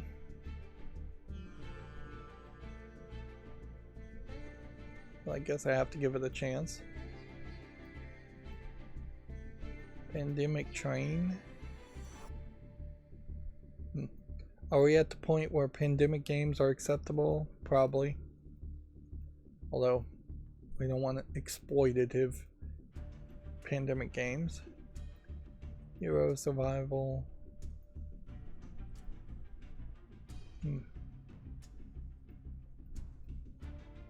Devil Seeds. Give a chance to that. Hank.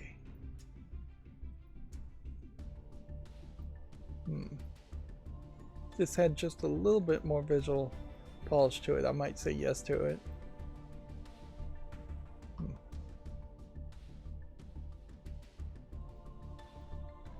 Give this a chance. Oh good, we're almost done. Well, actually I'm slightly disappointed in the fact that I'm almost done, because this does feel to me like there weren't that many adult games for Wednesday, and while I said yes to a bunch of games, it's not a lot that really caught my attention. Of course, that on a week-to-week basis, that is pretty much the case. Maybe Spider-Man and Super Mario Wonder is causing people to not put out games on Steam. Of course, we also are at a point where I wouldn't be surprised if there's a Steam sale in the next 7 days or so. So they may be saving up for that. Alright, well, that's going to be it for this stream. As always, I ask you to like, share, subscribe, comment, and watch every second of my videos because it helps me with YouTube. If you want to support me further, there's some links down below in the description box. Thank you for watching. Have a good evening.